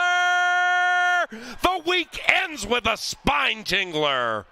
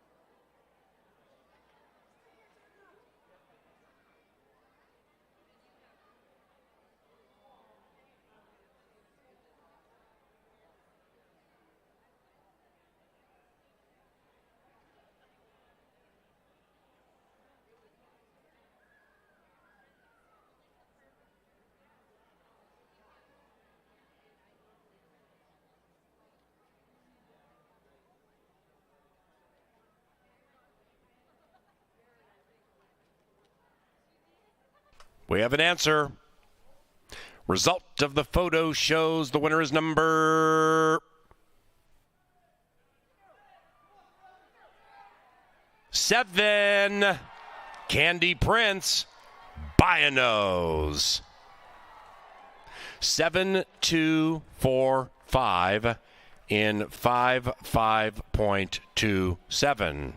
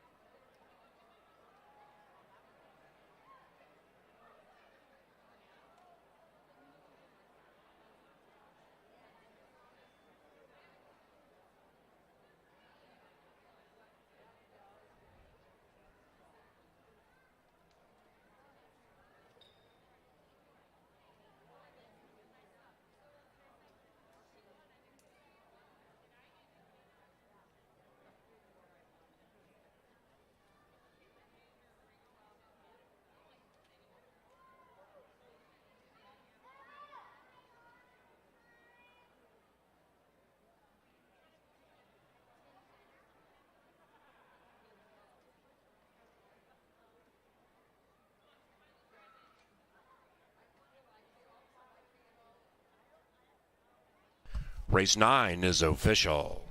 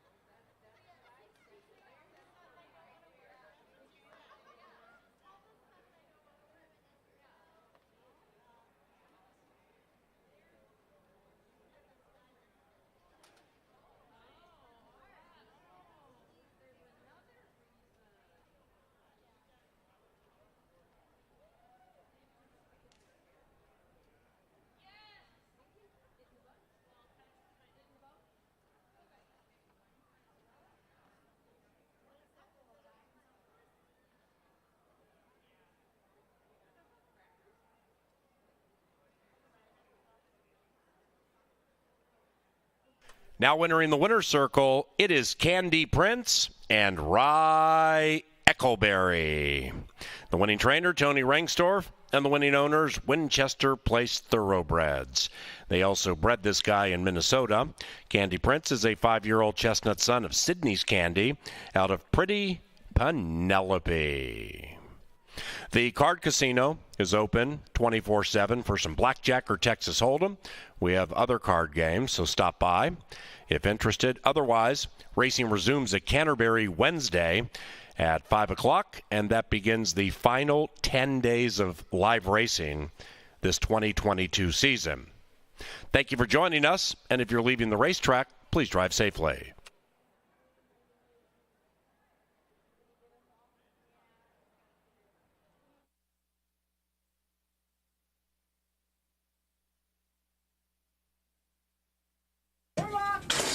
And they're racing. Extreme Mayhem was off 2 steps slowly. Valley Vista in the turf debut seems to be liking the sod and showing speed to the inside of Candy Prince after that Future Perfect is 2 lengths from the front, joined by Holden Tight, who is 1.5 clear from St. Charles, being pushed on a bit in the early stages. Then it's Extreme Mayhem and Ojitos. They are approaching the top of the stretch, and 7 and 6 are throwing haymakers. Candy Prince, Valley Vista, Candy Prince. Outside of that, Holden Tight is on the prowl. Behind them is Future Perfect. Then we come to Extreme Mayhem, about 4 from the front, chasing Candy Prince. Between runners, Future Perfect takes off. Now on the outside, Extreme Mayhem with Holden Tight. Here comes Future Perfect with Candy Prince to the line together. The week ends with a spine tingler.